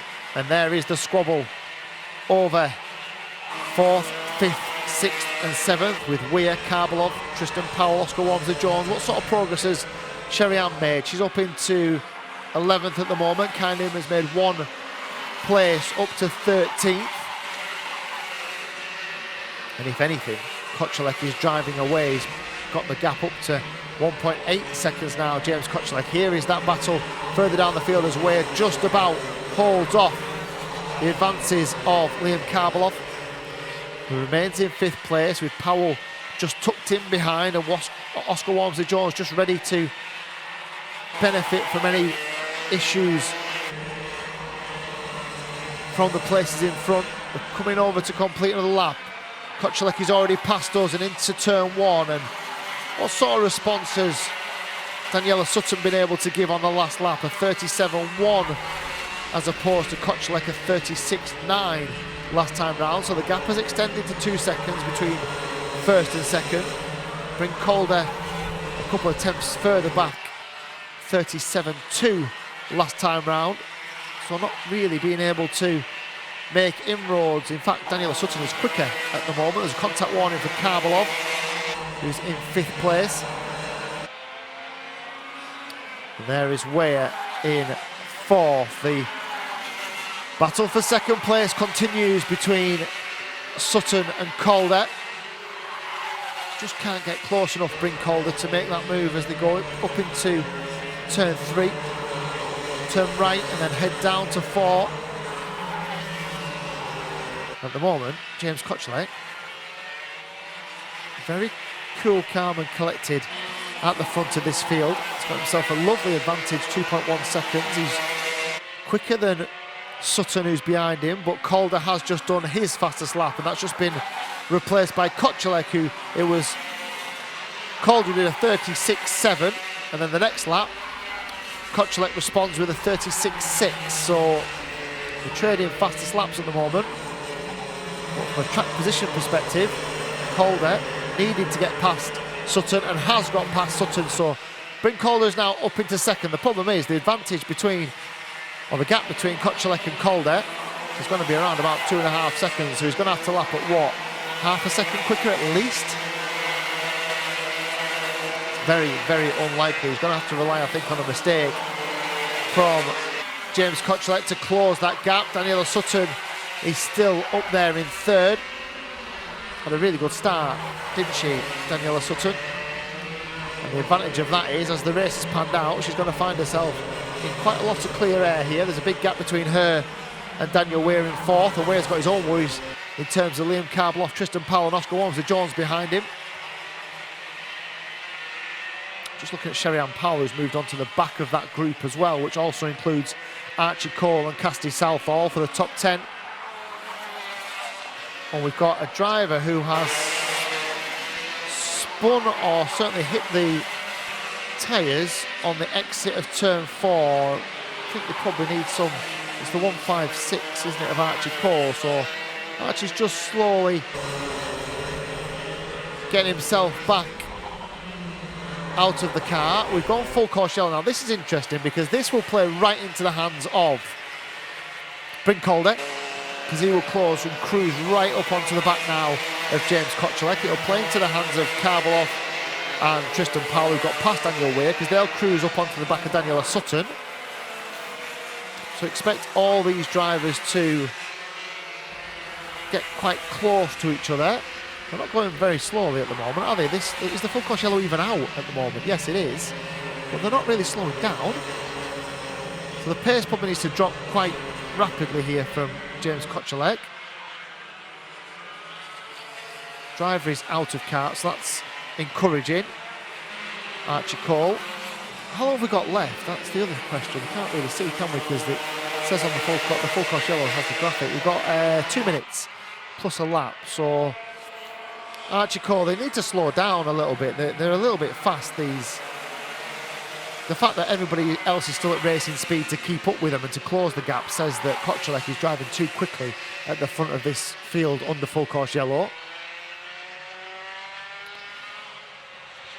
They're just about getting to the point where they're in line astern as they should be. Kart is in a safe position. I think we'll probably go green this time. So we are going to have a bit of a shootout here for the last minute or so, plus that one last lap. This has made it interesting, hasn't it?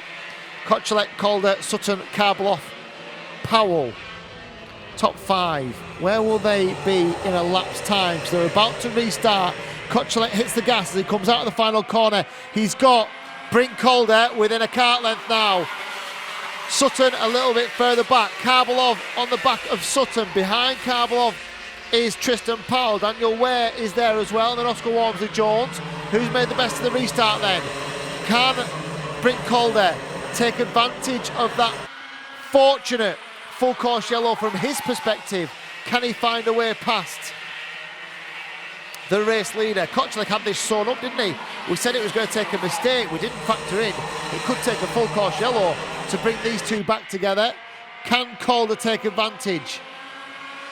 So Kochelek just got to stay calm here as Calder absolutely wallops the curb on the inside of turn 1. That won't have done him many favours. In fact, it's lost him a couple of kart lengths. Just a little bit of inaccuracy there from Bryn Calder.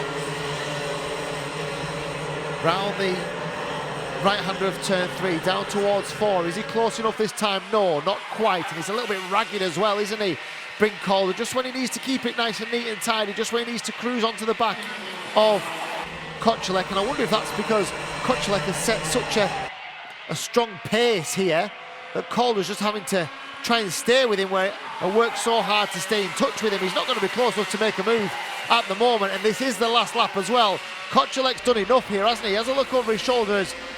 Calder did come from quite a long way back under braking into turn 3. You would imagine any chance to make this move has probably been and gone for Bryn Calder. Looks like it's going to be second place. It'll probably be a second row for the grand final as they come down the hill to take the flag. It is indeed James Kochelek who wins. Bryn Calder in second place. It's the 1-4-3 of Daniela Sutton, who did hold off the advances of Liam Karbeloff to hold on to third place. Tristan Powell 5th, Daniel Weir 6th, Sherry-Ann Powell in 7th. The recovery drive from Sherry-Ann and Oscar Walmsley-Jones finished in 8th place. The top rookie driver was Cassidy Southall in 9th, with Ben Hoy finishing in 10th place.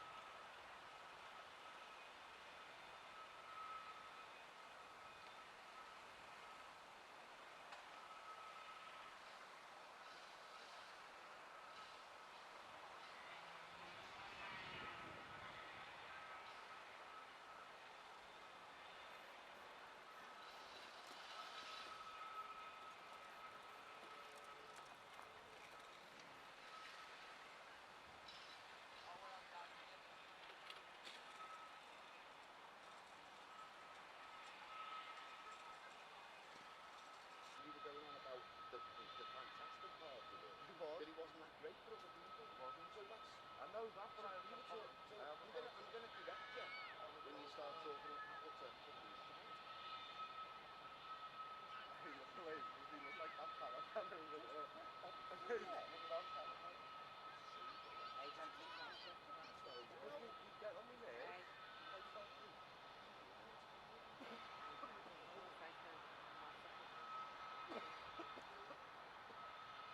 Oh yeah, yeah. That guy.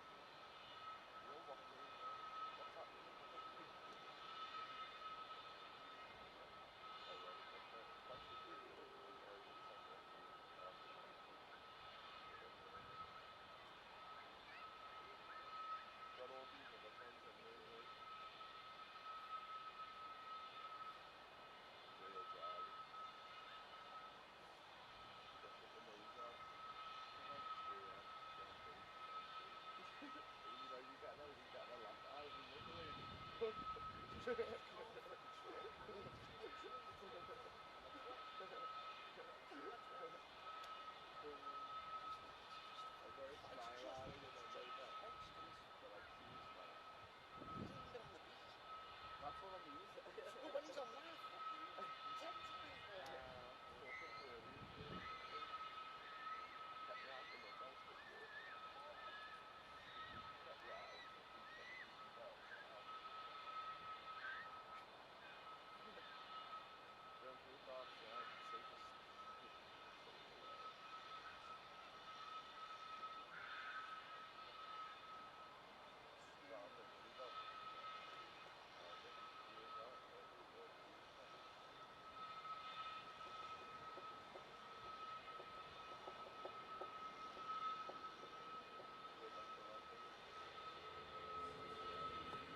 So the B final for the DRS 100s.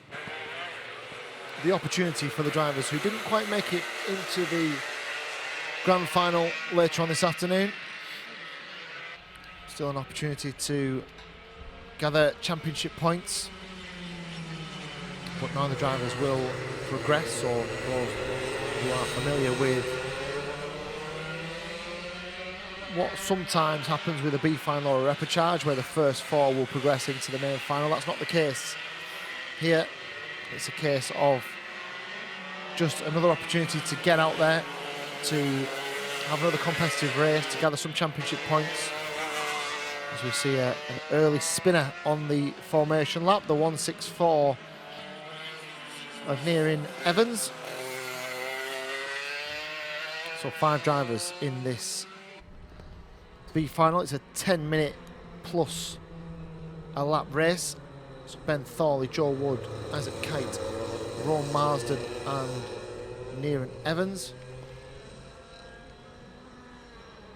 And of course, drivers can be in the B final for a whole host of reasons. It certainly doesn't necessarily mean that they've not been the fastest of the drivers that have been out there today. You could have had all kinds of issues, mechanical, you could have had a technical problem, you could have been involved in an incident, which just means that you just didn't scrape through to that main final. So this is another chance to try your best to get a good result to finish your weekend. And here they come to get us underway then in the B final for the DRS 100s. They're all through the first corner fairly neat and tidy. And they head up towards turn 3 for the first time, and the early pace is set by Ben Thorley. Joe Wood just tucked in behind the 159. So the 1 and 2 on the grid are now 1 and 2 on the road. And Isaac Kite is up a place, isn't he, into 3rd. And then Ron Marsden,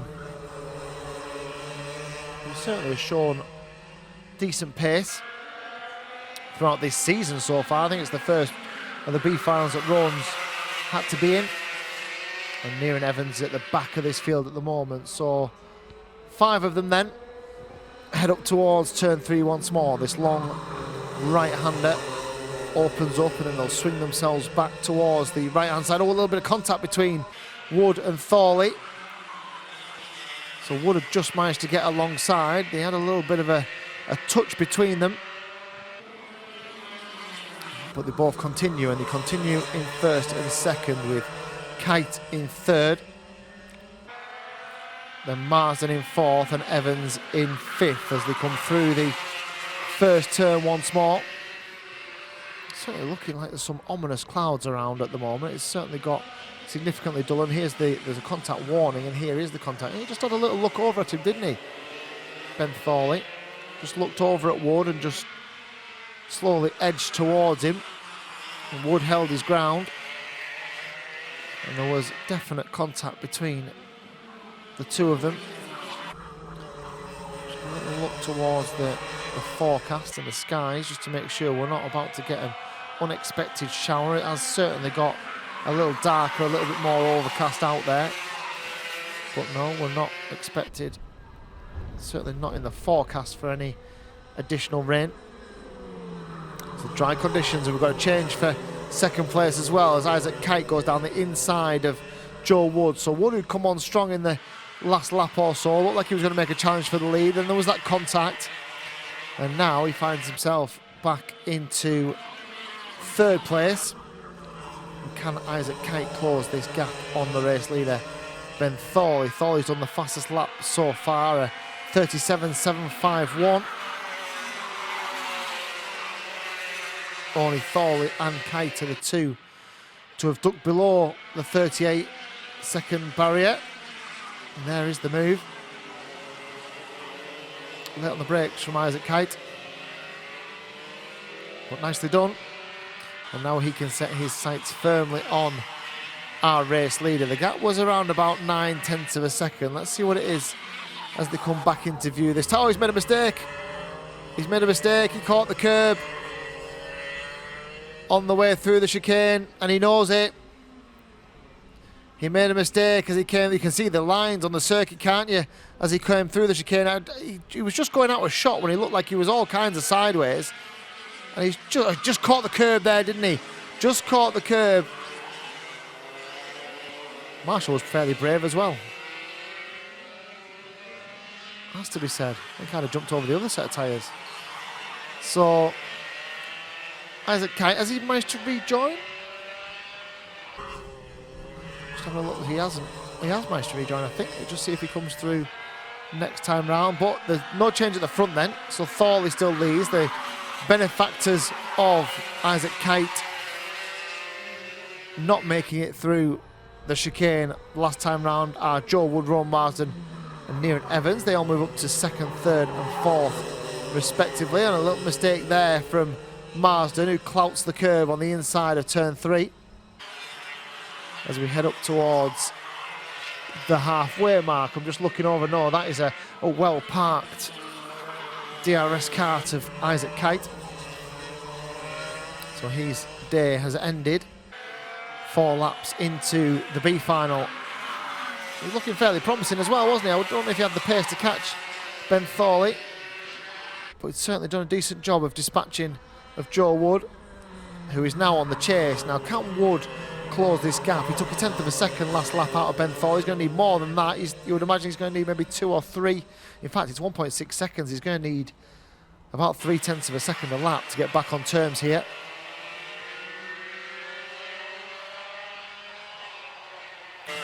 He's also got to be aware of Rowan Marsden, who's not a million miles behind him, just a kart length or so separates second and third. New fastest lap of the race for Thorley, so just a nice response this time. Just a nice response to say to Wood and Marsden and Evans, you won't be catching me, I haven't got enough pace to get on terms with me.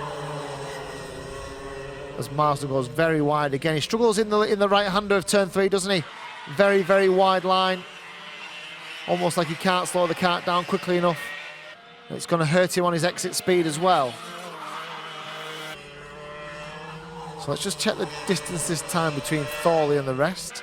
1.9 seconds it was last time. 1.9 seconds it is this time. So no big change between Thorley and Wood. Marsden, Evans and Kite. is the retirement.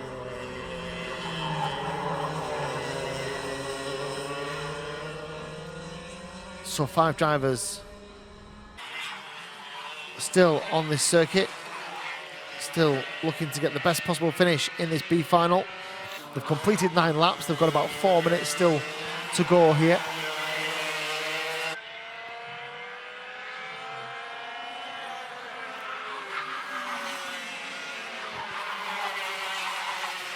And Rowan Marsden. So Rowan Marsden has just hooked things up because he's just done the fastest lap of the race so far, a 37.558. So he took 2/10 out of race leader Ben Thorley.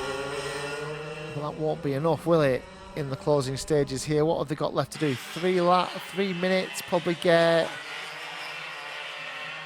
6 laps, 5 or 6 laps still to get through.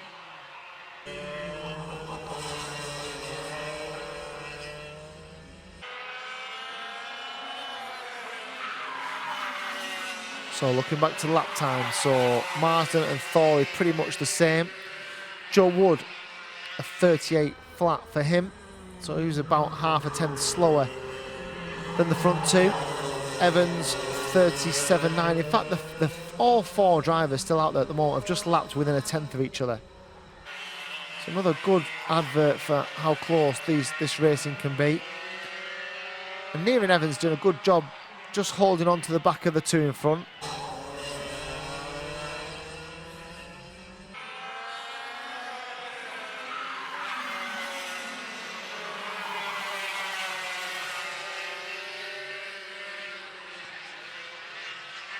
So 37.7 for Wood, it's a personal best for him.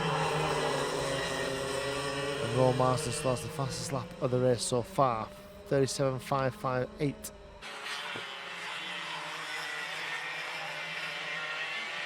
And the gap between first and second, 2 seconds. The gap between second and third, well, around 2 kart lengths at the moment as they head down the start-finish straight. Still some pressure being applied here from Rowan Marsden in the last 90 seconds or so of this DRS100 pre-final.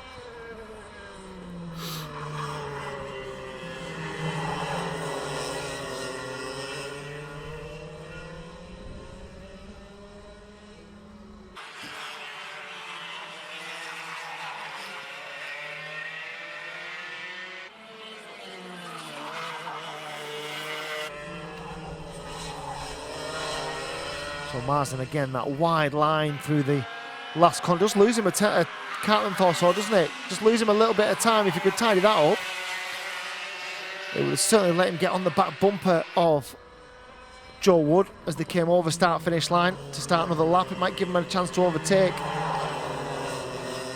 on the way down the start-finish straight. Let's see where these guys are in terms of the championship. So Joe Wood, 30th in the championship standings at the moment. He wasn't present at round 5.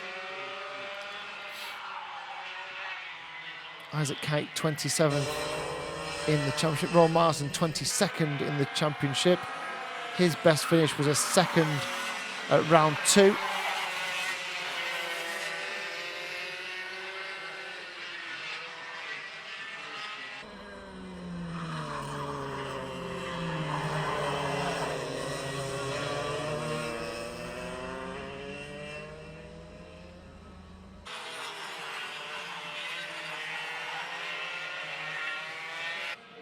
So a couple of seconds to go here. So the next lap will be the last lap for these DRS100 B final drivers. And our race leader, Ben Thorley, is on that last lap. If these two made any inroads, they've taken about 3 or 4 tenths in the last couple of laps. So the gap is down to 1.6 seconds. The fastest lap is now 37.2 from Rowan Marsden. So he's found some pace from somewhere.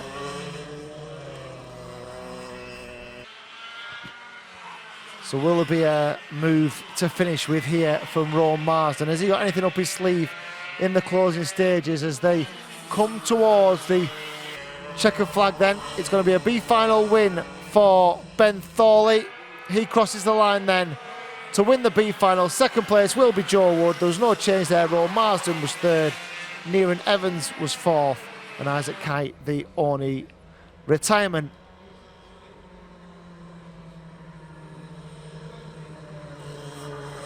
So that is the B final. It's the heats complete, it's the time qualifying complete, it's the pre-finals complete.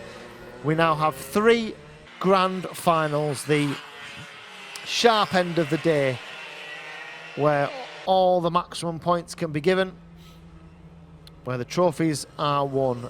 They start in just around about 7 minutes at 4 o'clock with the DRS62 grand final.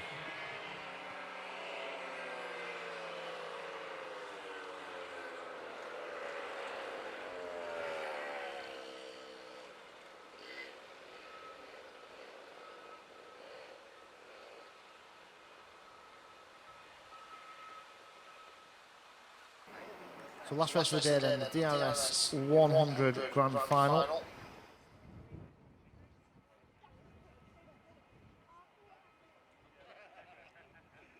So an accumulation of the drivers' results from the day gives them a starting point, an opportunity to gather as many championship points as they can at a really important time in the 2022 Daniel Ricciardo Series DRS100 Championship. The front row then, Freddie Cox on the inside of the front row with Bryn Calder alongside the DRS plate and the number 7. So remember, this is Group A and B mashed together, thrown together for the final race of the day. The first time a lot of these will have seen each other.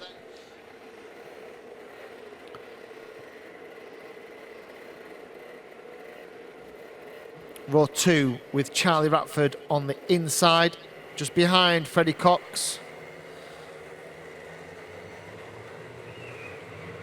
And James Kochelek alongside him. Championship leader Maximilian Salarski a little bit further back. There is pace all over this field. There is subplots and side stories waiting to be told.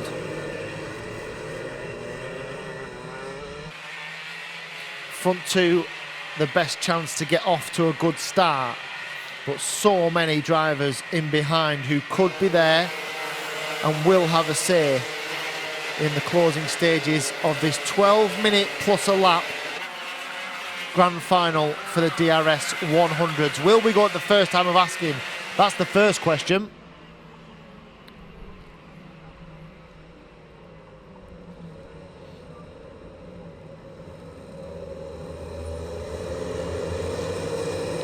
As Cox brings them under some sort of order, fairly well formed already. Certainly won't be far off going at the first time. Calder alongside him. Who gets into the first corner first? That's the question. Ratford and Kochelek alongside them. Henry Foote, 5th on the grid.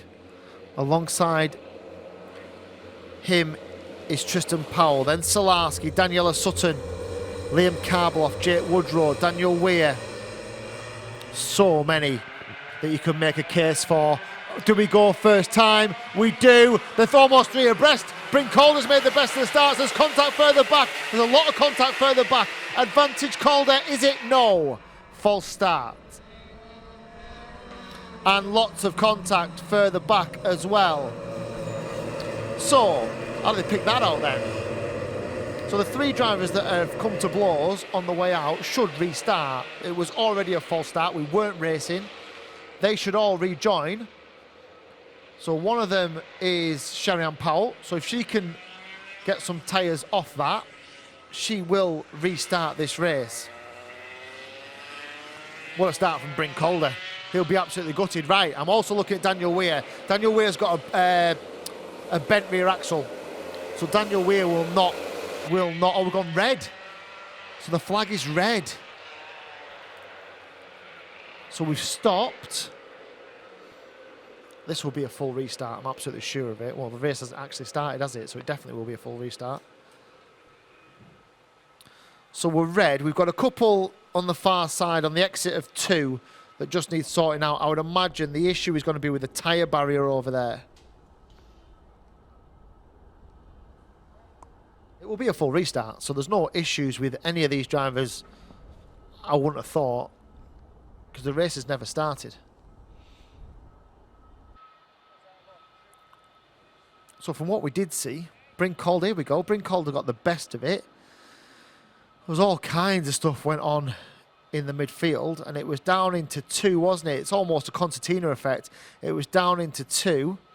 Just having a look now. Ah, there's the contact. So there's contact in front of the likes of Sherry-Ann Powell. She then picks it up, nowhere to go, and is into the side. They're going to repair those tyre barriers on the far side, and we will have another go.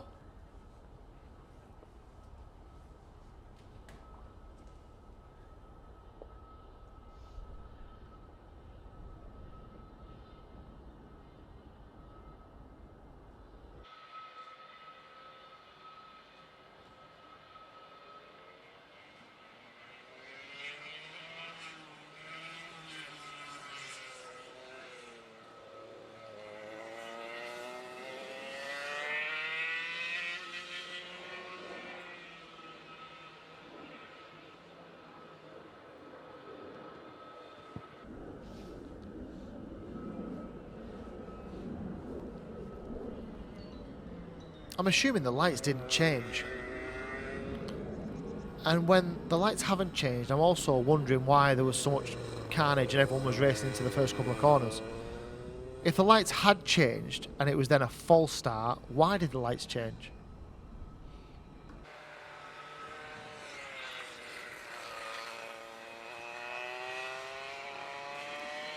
Oh well, we can pick the bones out of that later.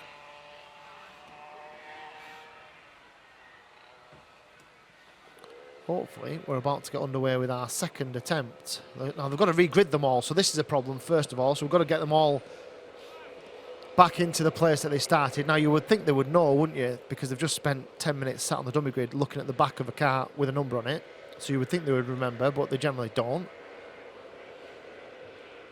So it'll be down to the dummy grid marshals down there to put them all into the order that they should be in.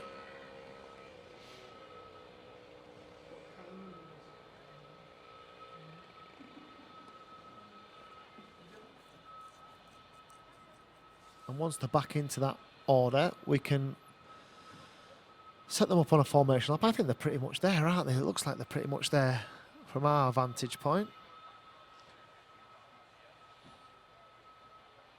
I don't think there's an awful lot of damage to anything, if I'm honest. It looked fairly tepid to me.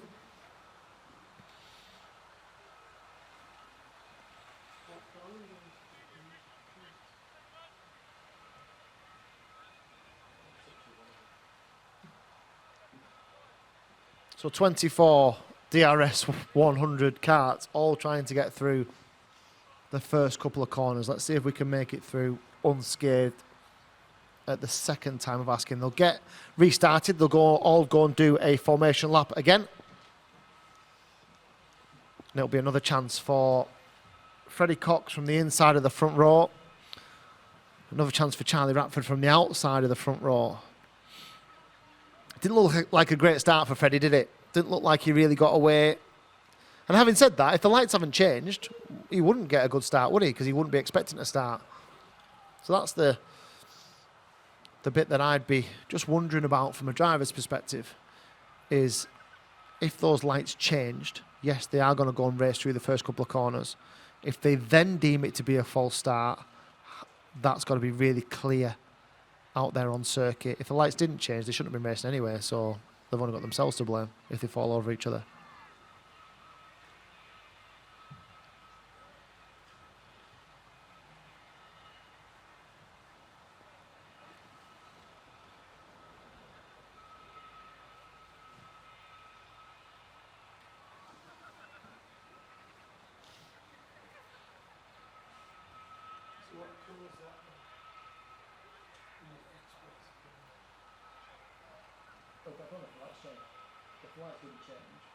They shouldn't have been racing them, they should have all just backed off and come on the corner. If they wanted to group train, you would clearly assign at course 2, but it's a course 1. Course 2 is stuck there on the side like this, so I wouldn't be doing it course 2. Yeah. So you need to have a flag out or something clear. But there's a course 1. And it should be between the chevron, not a guy going flag round like it's a going over there.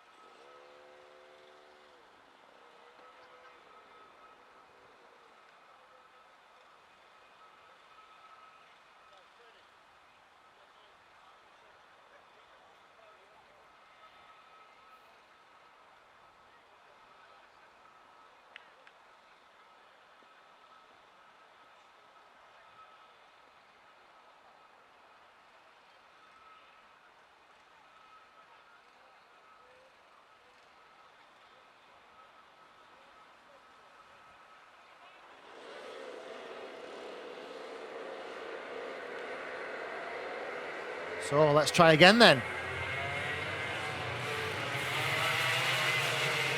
The DRS100s will go round. Will they give them 2 formation laps or 1? Just give them 1. Let them get on with it. I think they'll get 2.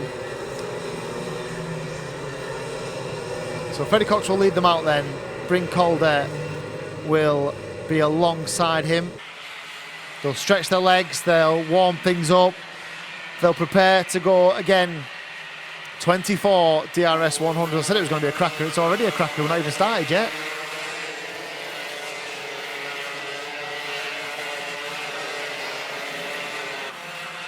Just shows how important those first couple of corners can be, but they can also ruin your race.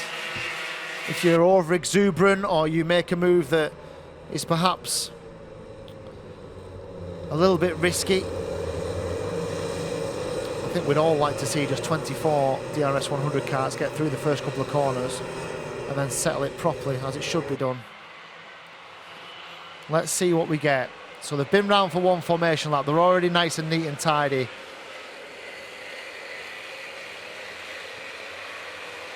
Do we go this time then? They're heading up towards the chicane, up towards the final corner. They'll all concertina up behind Cox and Calder. And who blinks first? Here we go then. Do they go this time? I assume so. Cox has got the start this time. Ratford into second, is he? Calder tries to go around the outside, takes to the grass. Might have to relinquish another place. He does, because Henry Foote is now down the inside. So leader is Freddie Cox. He's made the best of the starts. He didn't in the first attempt. He has at the second attempt.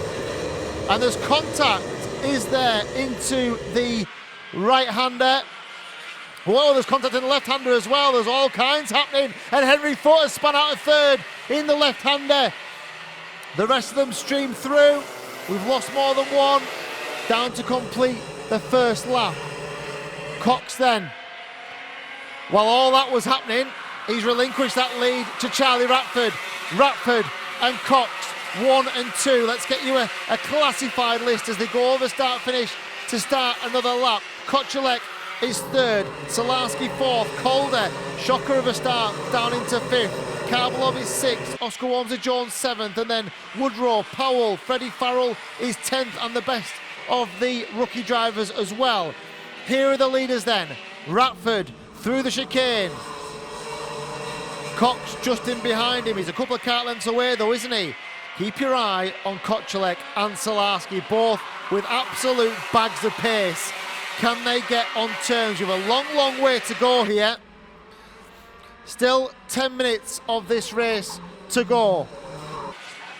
Here's a replay of the third corner on the first lap. Now, where is the contact? Oh, there. Sherry-Ann Powell right across the grass. Now, was she forced there? I wouldn't imagine she'd have gone there of her own steam. So probably a little bit of contact that's pushed her over the grass. It's actually a really uncomfortable position for her to be in. Certainly when she comes back onto circuit into the onrushing traffic, but I think she's okay. As the rest of them continue to stream through. So Sherry-Ann Powell involved in both of those, in both the start and the restart, involved in an incident on both of those in the mid-pack. So the leaders then head up towards the chicane. We're going to come round and back into our view, and it is still Charlie Ratford, it is still Freddie Cox. They complete 4 laps of this race so far. Kocelek is third, Salarski is fourth, Calder is fifth. Now where's his track position? So Calder's about 6 or 7 kart lengths behind Salarski. So the first couple of corners has really set the tone here, because it spread them out. We really wanted them a little bit tighter, we wanted a little bit of a closer race. Now don't get me wrong, this could get very close. Certainly if Cox starts to attack Ratford and they all come back, Ratford made a little mistake there as well as he came out of the left-hander. He caught the rumble strip on the exit, just threw him sideways for a moment, and Cox just took a kart length closer to him. Keep your eye on third and fourth. That's where the big move could come from as Cox clouts the curb. Little mistake under pressure from Freddie Cox. Clouted the curb into the first corner. Gave away a kart length or so to Charlie Ratford. Kocelek third, Salarski still fourth, but they are closer now. And look at the front 4. 2 kart lengths between first and second, second and third, third and fourth as they head up towards the chicane once more. This could get very close indeed, and don't rule out 5th place Bryn Calder, 6th place Liam Karbalov, and Oscar Walmsley-Jones isn't a million miles away either. Through they go to complete another lap. I think it might require Cox to be the aggressor, and as I say it, he dives to the inside, and Freddie Cox takes the lead of the DRS100 Grand Final here at Hooton Park. I was just about to say, or I was mid-flowing saying, Cox might have to be the aggressor, because if he doesn't, he runs the risk of Karbalov picking him off for second place, and all of a sudden he's dumped to the back of the grid, back of that group, and his chances may have started to dwindle. What he did was he got himself out front as here they come again, and Ratford now, and here comes Salarski down the inside, takes Kocelek back into 4th, takes himself up to 3rd, and contact with Ratford, certainly contact into the back of Charlie Ratford from Maximilian Salarski as he went through the right-hander at turn 2. Now that's played into the hands of Freddie Cox. The gap's now 8 or 9 kart lengths between first and second, and look at Calder starting to come up in behind Kocelek as well. Ratford was really slow through turn 2. Don't know if he clipped the curb and threw it a little bit sideways, but he was really slow, and Salarski just got caught up in behind him. There was a little bit of contact between them. Salarski took the place and is now in hot pursuit of Freddie Cox at the front of the field. So Cox, Salarski, Ratford, Kocelek, Calder, they are the top 5 at the moment. Karbalov is in 6th, Walmsley-Jones in 7th, Freddie Farrell is 8th, and the best of the rookie drivers, it's a contact warning for Salarski, probably about right. Here we go then. Over the line to complete a lap. Still a long way to go here, by the way. Still 6.5 minutes of this yet. They are absolutely coming together again. Look at the front 5, absolutely coming together again.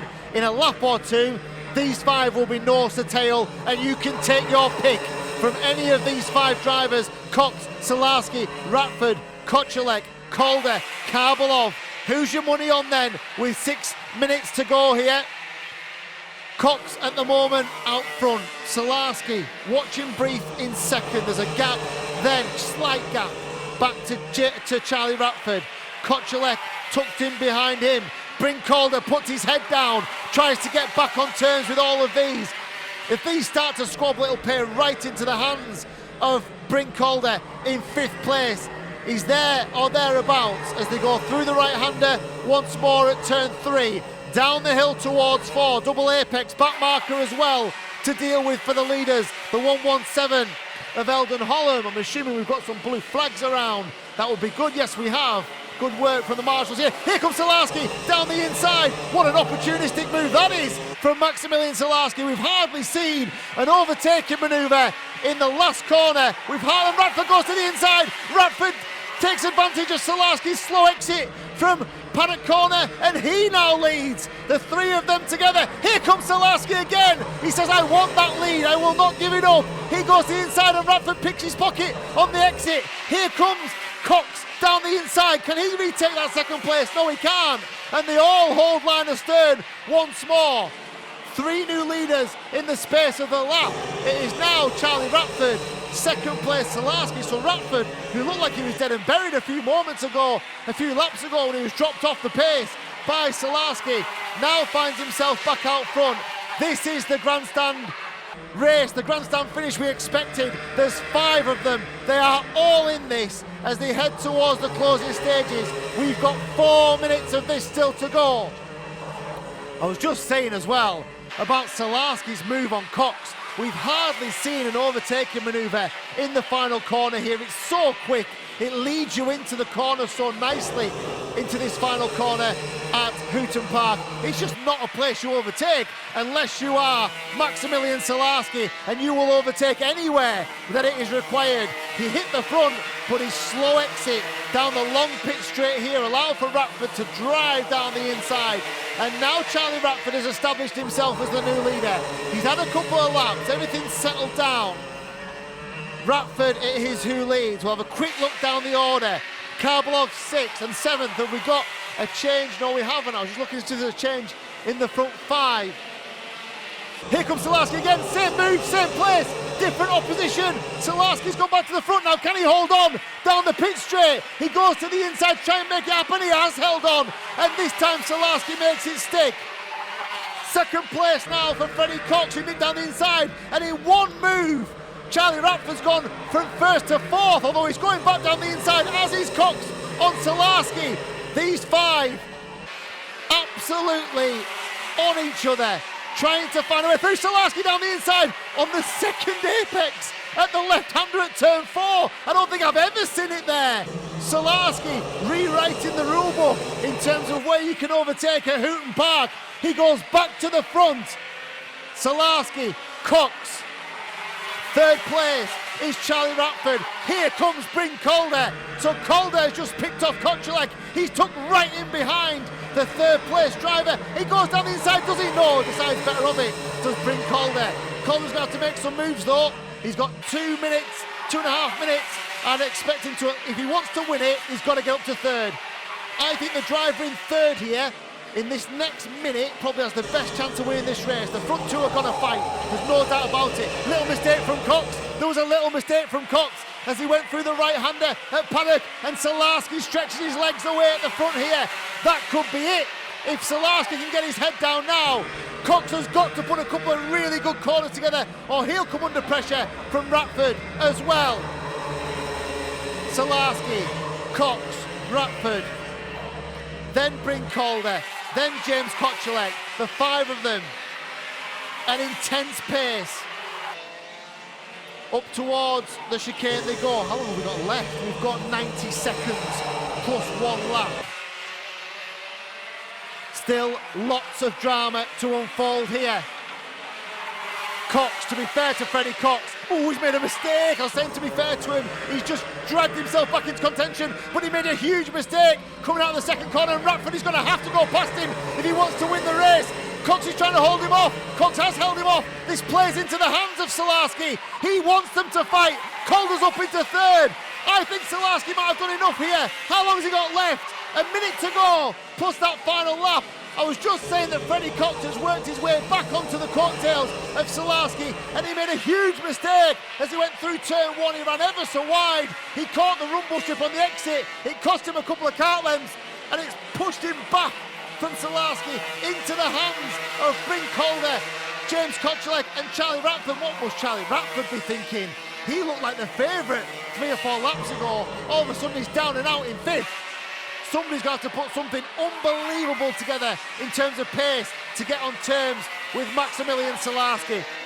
And what I would say about that young man is he gives a masterclass in overtaking. He wants to be out front. He knows they can fall over each other behind him. And if he stays out front, let them fight, he'll be away at the front and he'll win the race. And that is exactly how it's working out at the moment.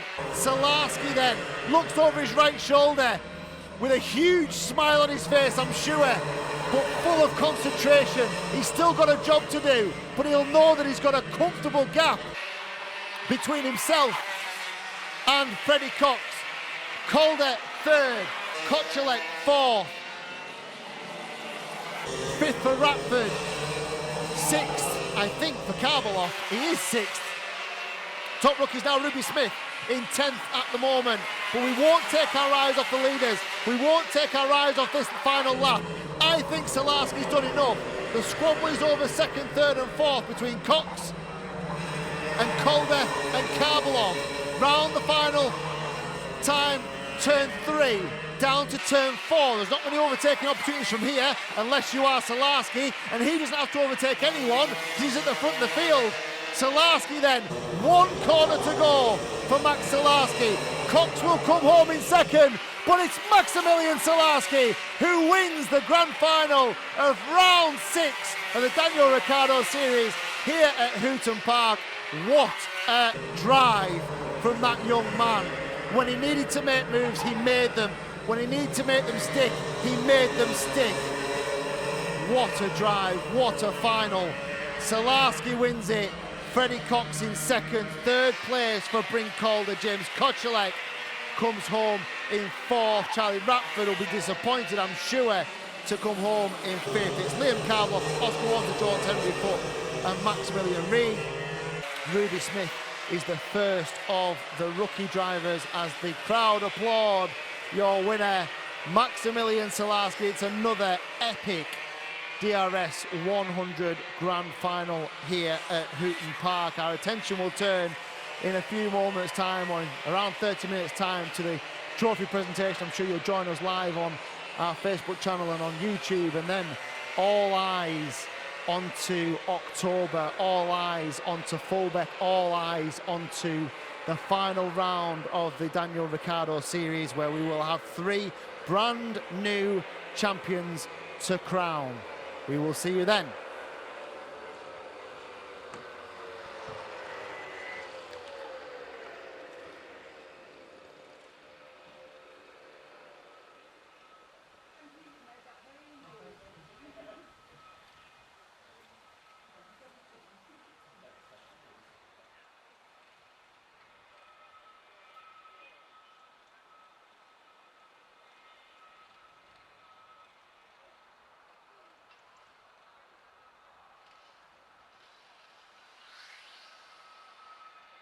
So that was excited racing today here at Hooton Park, all across the board. So it's time for the presentation, and we're going to start off with the DRS62, and we're going to start off with the DRS62 Academy. And in 3rd place today, number 55, Lucas Esser.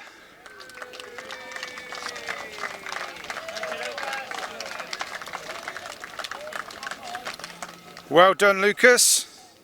In 2nd place today, we have DRA Bailey Wolf.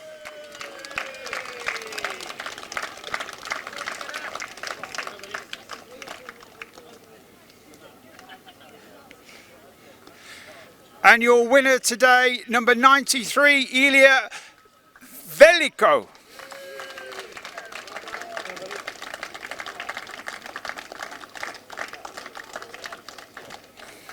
Well done, guys. Any pictures? Any more pictures?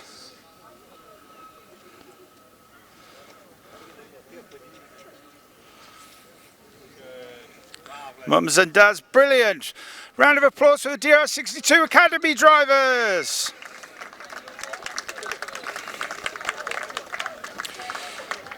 So moving on now to the DRS62s. Supers, and in third place today we have Harley Drake, number 121. Well done, Harley. In second place today we have Jack Robinson, DRS plate. Well done, Jack.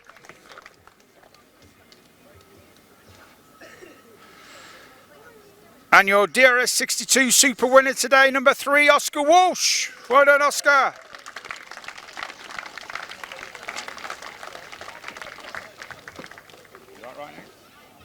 If you want to do the B final next, yeah. Did you say the seniors to last? Yeah. Okay. So, any more pictures, mums and dads? Well done, guys. Round of applause for our DRS62 Supers. Next up, we had 2 groups of DRS100 today.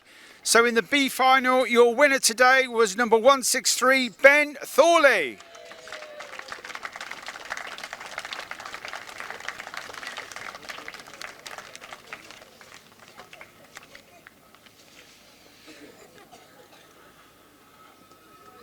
Well done, Ben. Okay, moving on now to the DRS100 Grand Final. The top rookie driver was number 151, Ruby Smith.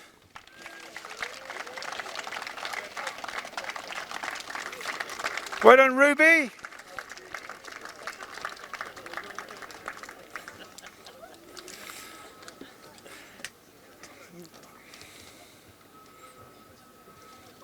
Well done, Ruby. And then your top 3, what a race it was. That's right. Well, that's right.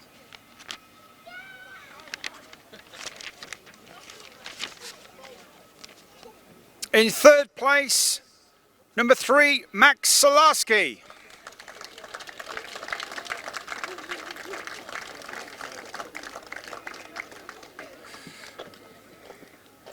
Well done, Max.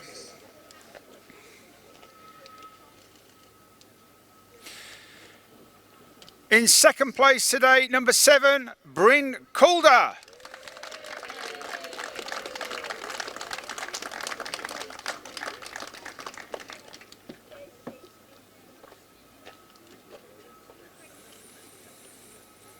And your winner today, DRS plate, Freddie Cox.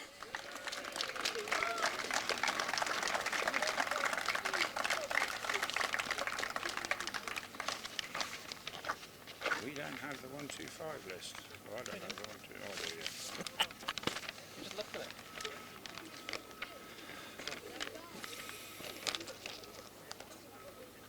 Any more pictures? Well done, guys. Your DRS100 top 3. Last but not least, the DRS125, and the first Masters driver today was DRS Firaz Bilbasi. And he's got his suit on, so definitely have more applause.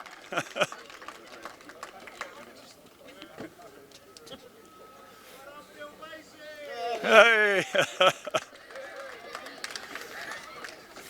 And your top 3 in third position today, number 5, Oliver Owen. Looking for him.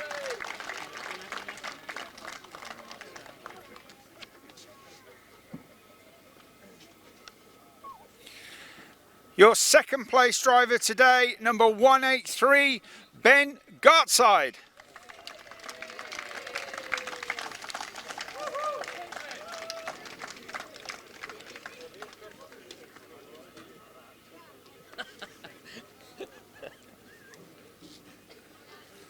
Well done, Ben.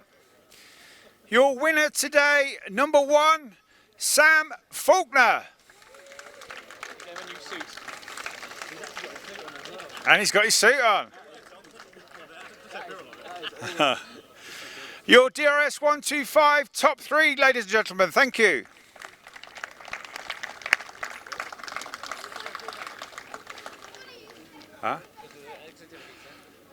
So that's it for round 6. One more round to go where all the championships are still to be decided at Fullbeck at the end of October. So we'll see you then. Thanks for tuning in and well done everybody. Fantastic meeting. Thank you.